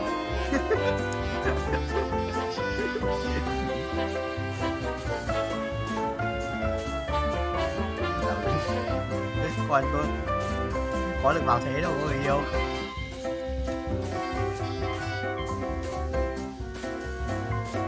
Mày không ai bảo là quan ít tiền con làm gì dám yêu ai, bố chuyển tiền không. Rồi trời coi như là con là con trai rồi. Ta không cướp đúng không? Anh đoán là không cướp rồi. Tại ông anh mày coi như là không quan tâm các kiểu gì nữa lâu rồi ấy. Gì không rồi bố mày các vợ sau bố mày cũng không để được con trai đúng không? Đấy đẻ nữa đâu, chỉ giờ có mỗi mày, thằng anh này không tâm đánh cái thằng anh mày ấy. Thằng anh mày là mà thực sự tôi xuống bây giờ Binh Chi Linh bố cho tiền nhiều đấy.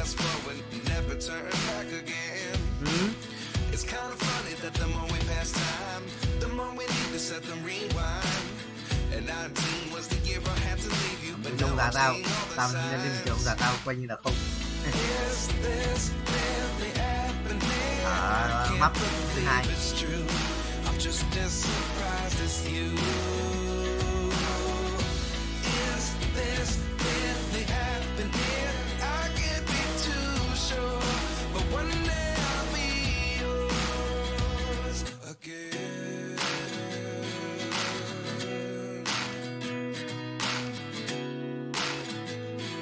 Lấy ớt lên ba luôn, lấy ớt lên ba. Life lessons come one in a dozen. The other 11 get something from nothing. I sit here looking for an answer. Maybe the biggest question was in the last chapter. You gave me the soul I have today. Without you I never could have moved away. But now I see what you teach. Anh cứ đợi em, anh cứ đến việc 12 giờ sẽ xong rồi đó.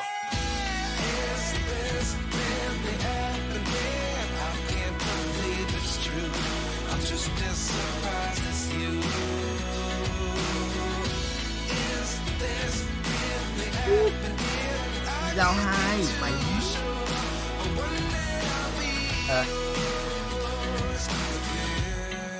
Tao bảo là giao hai tao đứng đây tao đi đâu.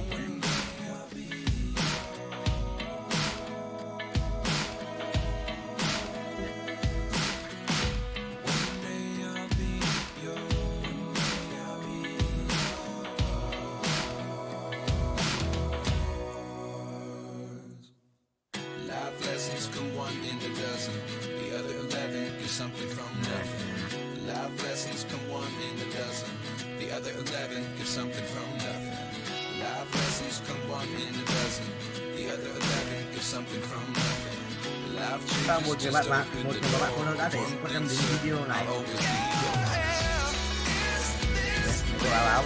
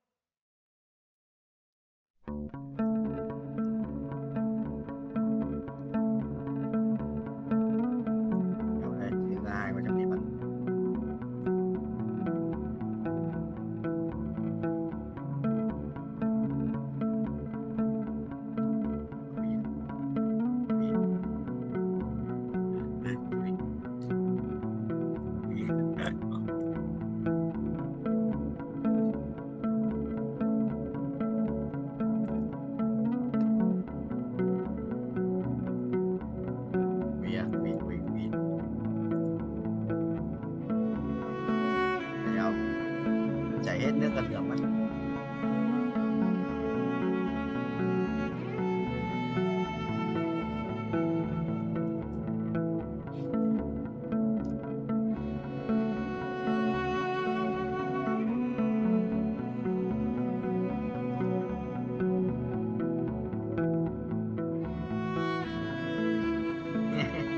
Sướng ngay, làm em sướng ngay.